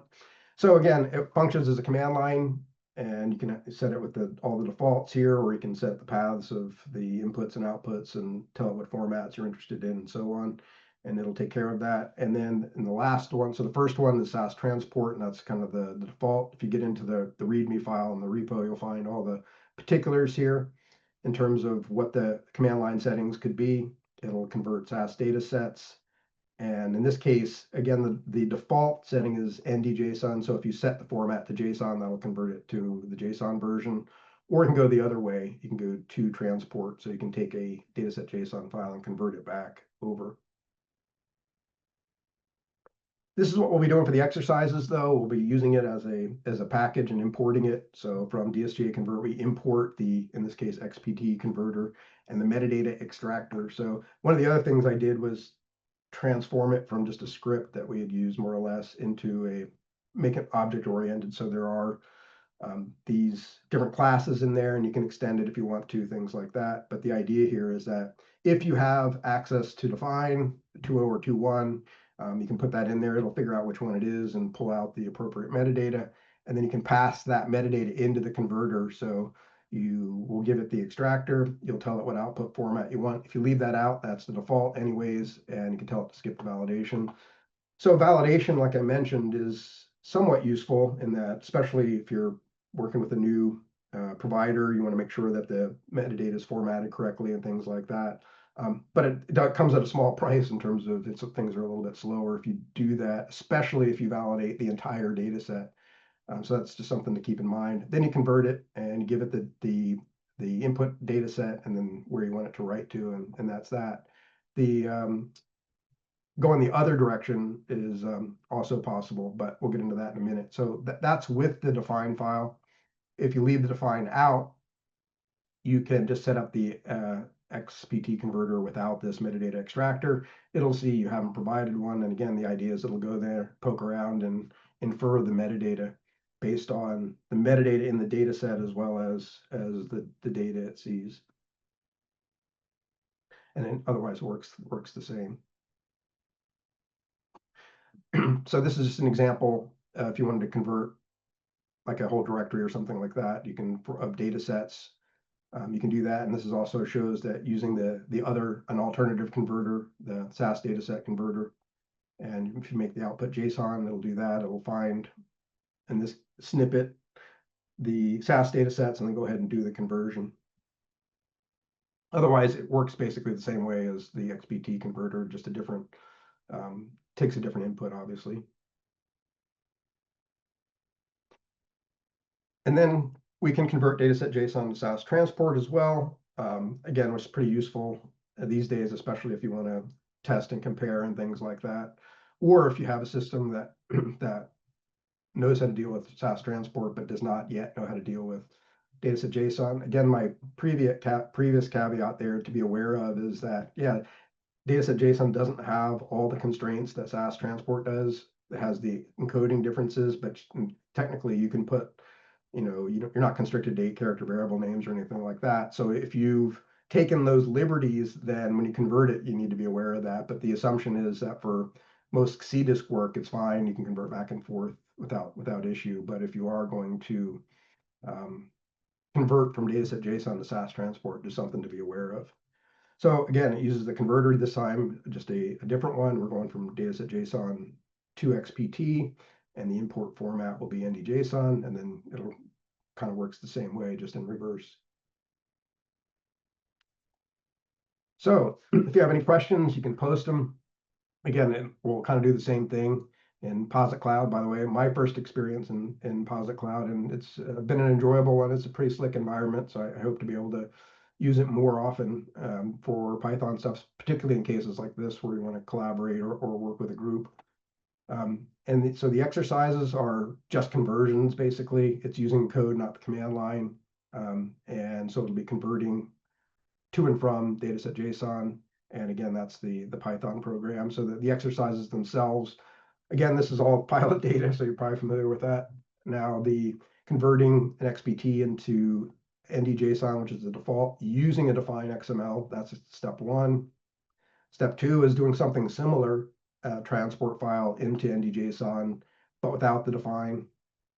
So it'll go ahead and sort out the metadata for you on the fly that way. Then we'll do the conversion to JSON this time instead of NDJSON. So there you just have to set that, hey, the output format is going to be different. It's going to be JSON instead of the default. And then lastly, we'll go the other way, go from NDJSON back to SAS transport. So that is the directions, and we can hop over into, so same idea. It's in exercises, except this one you'll find the Python version, and can start in on that. And it has a little skeleton code there and asks you to basically write the content out. So this is the exercise itself. So again, it comes up with this kind of framework. And then what it'll do is allow you to, or ask you to do the conversion. So it sets the path and the file, and then says, go ahead and write a function, then that'll do the conversion. And so there's the 4 that I outlined previously, and the data set should be available then in your STTM folder. So you can go ahead and get that a start. And again, if you look at the slide, you'll see basically what code is needed to be able to do this. And the idea here is just kind of get your feet wet to set this up and run through it, see how kind of set up the define as an input and whatnot, and drive the conversion. And then we do have the answers, which I'll show you in a minute. So maybe we'll do something similar. We'll give you 10 minutes or so. So let's say we can go right around to 10:30. That makes sense, or in Eastern time anyway. So about 10 minutes anyways. To mess around with this, and then we'll come back and take a look at the answers, then move on to the kind of final part of the workshop. Any questions about it or comments? I'll keep an eye on the chat. Yep, so hopefully you had an opportunity to do that for those of you that are interested in the Python or know Python well enough. If not, if you just want to run it, you can do that. Then you can go into the answers and just give it a whirl. So this kind of spells out the solution, or a solution, obviously, and it's a pretty basic one, meaning there's not a lot of error handling or anything like that. But just to give you an idea how to use the tool. So here you've got the setting up where to find the data sets for the input and the actual data set we want to convert. and then setting the where the defined file is, and then you go ahead and do the conversion. So here we made a convert XBT dataset function, and can feed it the format, the data path, the file, and then a define if you have it. And in this case, if there's a defined file, it'll call the metadata extractor, and again, just like we saw on the slides, and then pass that into the converter along with the format, in this case, get validation, and it'll go ahead and convert that and write it out to the output path. And so this particular function will work with or without the define. Basically, if you include it, then it uses it. If you don't, then the converter does the exact same thing. It just you leave this part out, and when it sees that it's not there, the assumption is that, all right, we'll figure out what the metadata is and generate it based on what's in the transport file and what we see in the data. So that's the way that works, and that's all you got to do to convert it. And similarly, to go the other direction, it's basically the same pattern. And you can use the dataset to JSON XBT converter, take an input format, and then that's it, and send it, convert it into XBT essentially at that point. So that's a quick overview. Again, these are all in the README and things like that. So if you're interested in playing around a little bit or some other features, or as a command line alternative, you're welcome to do so. Also, as I noted, I'm still finalizing the couple of features and things like that, particularly working with large data sets and whatnot. So I'll be making some changes. So if you find something either that you're interested in that's not there, or that you think doesn't work the way you think it ought to, good time to shoot me a note or get out to the repo. You can file an issue, and I'll take a look at it and address it before anything gets formally released. So that's the gist of the Python package. And I did not see any questions, so I assume we can kind of move on from there. Okay, so you want me to share, Mike, and I'll let you do the first few slides of this, or? Yeah, you already, well, if you just mind, keep it, and so we don't flip in the screen share. Yeah. For it. So, the latest R consortium submission pilot that involved using the dataset JSON format. One of the main goals of it was providing the Atom datasets in the dataset JSON format. If you're unfamiliar with the R consortium pilots, one of the major goals of this, we're submitting it through the ECTD, demonstrating feasibility of getting R code and R submission code, and at one point Teal through the electronic gateway to the agency. So the goal of this was to prove that dataset JSON could be accepted by FDA, deliver a publicly accessible submission. All this work took place on GitHub, so that's where they were putting it out. Expanding on the work of pilot 1 and 3. Again, this is 5. There's been a number of different iterations of this, tackling different goals with each submission, initially submitting tables, then submitting Atom datasets, Shiny applications, so on and so forth. So results for this still pending for the latest submission. They got it through, as you would expect. It takes a little bit of time to get feedback, but the agency has been open and informative in the feedback that they provided. And the responses are something that is also shared publicly each time. So you can follow the Pilot 5 repository. Nick was nice enough to share the GitHub website for that in the chat. So thank you, Nick, for that, for more information. Okay, thanks, Mike. So yeah, that's really cool. It was cool to see. And again, I think it's one more step towards considering this for submissions. So one thing you might recall is that earlier this year, there was an FDA request for comment around dataset JSON. As they noted in that, this is because there's an intention to evaluate it for use in submissions. So couple of things you might have noticed in that FR notice. One of the key ones, and I mentioned this earlier, but this is a reference to it. So if you want it in writing, so I try to not speak, not speculate too much about what the regulators are thinking. But in this case, it's in writing in the FR notice that in 2022, they did an evaluation of alternative formats. So this gets back to the why. And unbeknownst to most of us at that time, they had concluded that and decided that their preference as a SAS version 5 transport replacement was indeed JSON.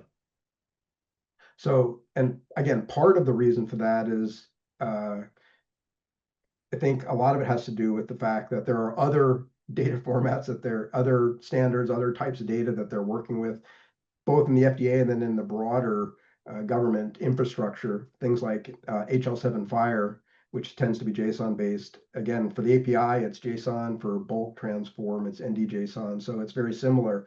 So as we developed dataset JSON, as it turned out, the agency had a real interest in going with JSON anyways, and that really is what kind of triggered a real early next step into a pilot. But I think the fact that they had their eye on JSON as a format, that as a replacement for SAS transport anyways, and because of the interest in the overall infrastructure from the ONC, HIT, and things like that, there is interest in HL7 Fire for healthcare data exchange, that this fit well with that. And again, that's, one of the interesting things is before 1.0 was actually even finished, we started in on that pilot for submissions. And I think there was a couple of things that helped out with that, not the least of which is they had already kind of decided that JSON was the preferred format. And so that was fortunate. And then secondly, we had already done the first hackathon where a bunch of tools were developed. So that was a cool, I think, reinforcement. And again, to run a pilot, having a standard format isn't enough, right? You really need the tooling to test. If you're going to, for data exchange anyways, you need to be able to test this thing. And so we had the R package that you just saw. We had the SAS package that Lex developed, and then there was Python as well. And so because that was available, that set us up, again, before 1.0, that was actually technically formally published. We started in on the pilot, ran that for about a year. So that's, sort of how some of this came to pass anyways, and some things to, if you read the full FR notice, not just the comments, that you can pick up a few gems in there. So what about the comments themselves? The vast majority were positive. So we kind of did go through all the comments that were made, and yeah, there were lots and lots of positive comments. People feeling that, hey, it works, and this is something that it's kind of overdue, was sort of the sentiment. There were a few negatives. Quite a few of those were not really up to date, like they're old issues and things like that, or old concerns, or were just inaccurate. Now, so I think in large, the overall experience in terms of the comments that was reflected was very positive. So the one thing that was requested for the comments, if you had a chance to look through them, were quite a few folks said, yeah, this is good, we want to do it, but hey, we want plenty of time to be able to adjust here, to test, change our tooling and things like that. So I think that was as you would expect, the big concern for sponsors and whatnot, is making sure that they have adequate time to prepare for such a change. As I mentioned earlier, the initial thinking was that, and what we were thinking when the pilot was set up, why we tested it the way we did, was that there will be a time when we'll add dataset JSON into the mix, hopefully, and but XPT would also be supported, so there'd be some overlap. And so that's an important part of all this, and making sure that folks have time to make adjustments. So I say the next step, maybe. I don't know what the next step will be, and it's not my job to say so, obviously. But what we're talking about at that time was another formal pilot. So the hope is that we'll still get around to that, and that would come with the FR notice. If you remember, probably you don't, the dataset XML pilot, there was an FR notice that came out. It was a very formal thing, and we would do the same. The FDA might do the same here, at least that's the thinking. That's my speculation based on some previous discussions. But again, that's no saying exactly what the next step will end up being. So that's it for the comments. I also mentioned previously that there were some extensions that are quite important, I think, to what we're trying to do here. And we viewed these as things that we could do after the standard was published, because they don't really impact the standard itself directly. They are things that augment the standard. So we wanted a standardized API, and we also acknowledged interest and need in a compressed version, which is very common. I mean, there's tons and tons, of compressed versions of documents and other things that happen that we're not even aware of, really, because the software just takes care of unpacking it.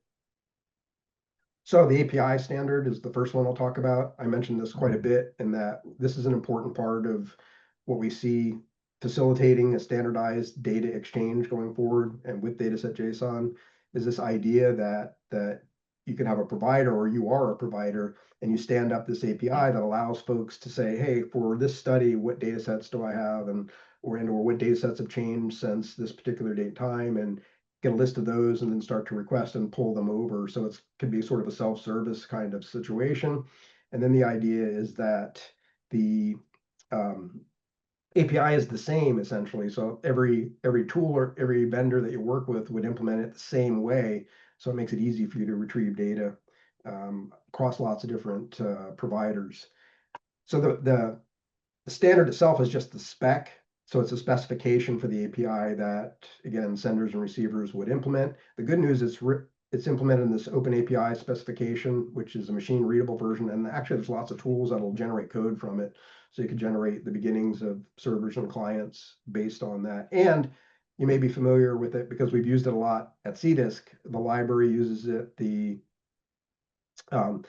you remember USDM, like pulling protocol and digital study design out of that model, there's an API and that speaks JSON. You can find the specification for that as well. The API is full CRUD, meaning you can read, write, so you can post data sets to it, you can retrieve, you can update and delete, append, things like that. But a read-only implementation is valid. So for some cases, it might make a lot of sense to use that as the interface for reading and writing. In other cases, let's say back to the EDC scenario, if you're pulling data out of an EDC system, again, they may never store it as dataset JSON. They make the request to the API, but to retrieve data, it does not make a lot of sense to post a data set though in that instance. So a read-only implementation is also completely valid. And again, just like with dataset JSON, the API is intentionally simple and to implement with the idea that, hey, this is the base interface that we'd like everybody to support. You could certainly extend it and add your own stuff to it, but to be conformant, yeah, you got to be able to do basic reads and writes and things like that.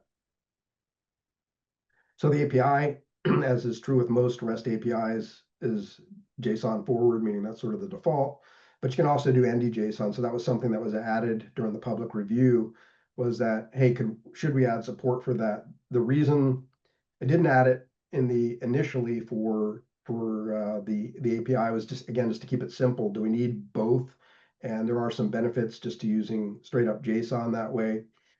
But when we added it, we set it up so that you can basically request a data set and then set it up for streaming. And that's what the ND-JSON part of the API will do. If you want to set up a streaming client, that's the way to do it. So it adds a kind of a nice feature for that and does perform well. Again, I've mentioned this a couple of times. Again, it gets back to the why JSON and maybe not some binary formats and things like that, is that you may never work with dataset JSON as a file. It may just be via the API. So as a server, they request a data set, you read it in whatever format you got it in, a data store, maybe a database or maybe a Parquet data set or whatever, read it in and put it on the wire as JSON or ND-JSON, and then the client knows how to read it. And again, they'll probably write it out in a different format. So it's really just focuses on exchange. There is a user guide available for helping to understand how to implement the API. By the way, the API just completed public review not too long ago, so we're finalizing the updates that came out of the comments during that period, and we'll be publishing a final version in December. Yeah, and you can use the OAS to generate stuff. It's super useful, and I would just mention that.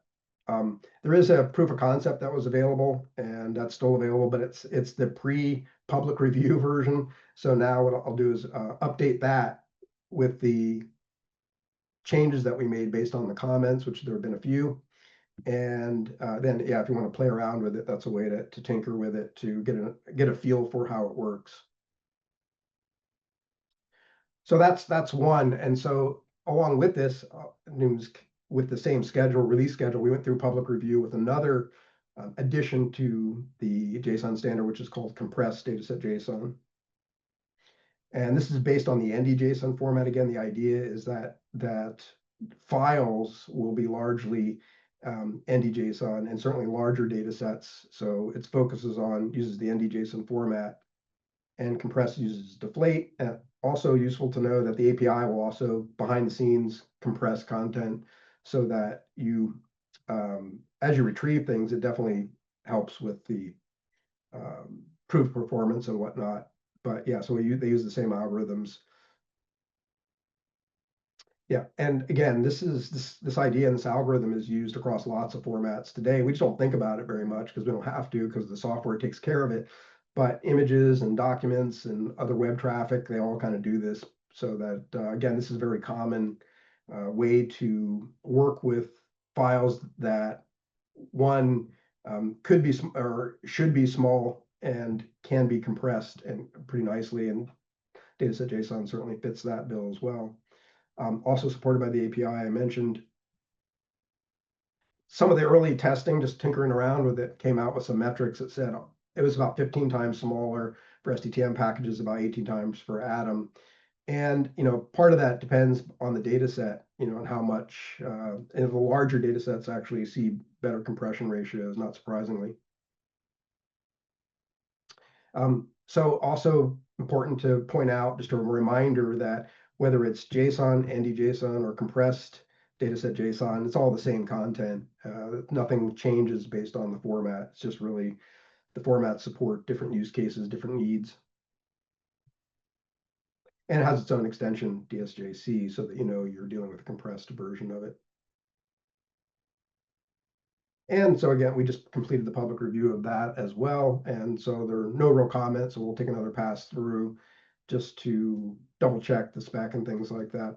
But otherwise, we expect that'll be published as final in December. So again, those are two new features that we're adding to dataset JSON that are both, I think, important to the mission in terms of setting dataset JSON up to be a complete data exchange standard for tabular datasets. And that's really it. So within the references, there's a lot of stuff in here for those that are interested in more detail. If you want to know what the FR notice, if you want to see that, there's a link there. The API spec, they're all out on the CDISC GitHub. You can find the spec out there. User guides out there. Again, we're making some updates as we speak here to get that published as a final version, and for the most part we're pretty close to ready to go on those as we get ready for December publication. And you can find the compressed dataset JSON spec out there as well. NDJSON is its own standard, so we have the JSON standard, which dataset JSON is based on, as well as NDJSON, so links to that. Parquet, I mentioned this white paper a couple of times. If you're interested, this is a 2017 Fuse paper, Transport for the Next Generation, where they kind of went through limitations of SAS transport as well as requirements. And that was an influencer for what we did with dataset JSON. We certainly paid attention to that, as well as the dataset XML pilot. Dataset JSON has its lineage in dataset XML, but if you look at them, you'll see they're quite a bit different.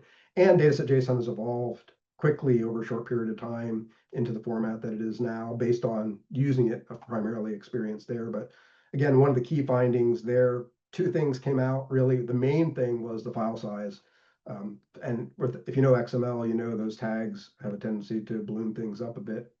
So that's one. Two, JSON is a whole lot easier to read than XML. XML has to be, typically there's kind of a separate parsing step that's involved, where for most languages, you can kind of ingest JSON and just go to town.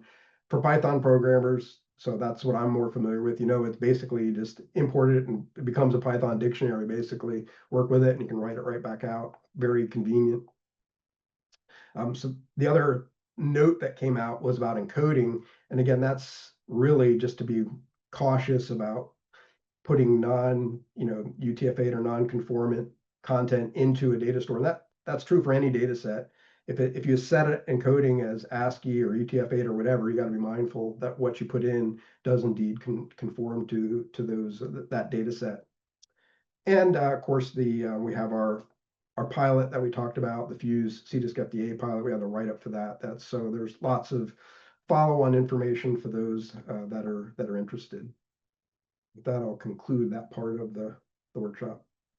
Just a quick wrap-up slide of what we covered today. Just a reiteration, dataset JSON is intended for data exchange. One of the chief, I think, questions or drivers of questions that we would get through the initial phases of this was about people envisioning it in the intermediate datasets portion of their submission workflows. It's not really what it's intended for. It's not that it can't be used necessarily, but that's where if your organization's pursuing Parquet or just other intermediary datasets, something else will probably be more efficient for that intent. But dataset JSON with its metadata attributes and all of that is intended for exchange between sources, exchange over APIs, etc. It's not new at this point. It's been put through the paces decently. 2 years of feedback, public review, the FDA evaluation so far where all this feedback has been given. The 1.1 standard is stable at this point. And a lot of the things that Sam has talked about are building on top of it. But the underlying bones of the format have really been stress tested quite a bit by the industry, by feedback from individuals. And Sam presented a lot of content on that. This is really the culmination of about 2 years of roadshow for that. We showed some different open source tools that are available for to help companies adopt. We went over the R package, the Python package. We saw some people sharing in the chat other packages in Python for this. There's also the SAS world that we didn't go out today that Sam mentioned. Lex Jansen has macro suites that he's made available for that. So regardless of what submission language that you're practically using or what you're using in your workflow, there are tools out there to handle this. I'm going to work through it. So that's what we wanted to convey today. I thank you all for who have attended.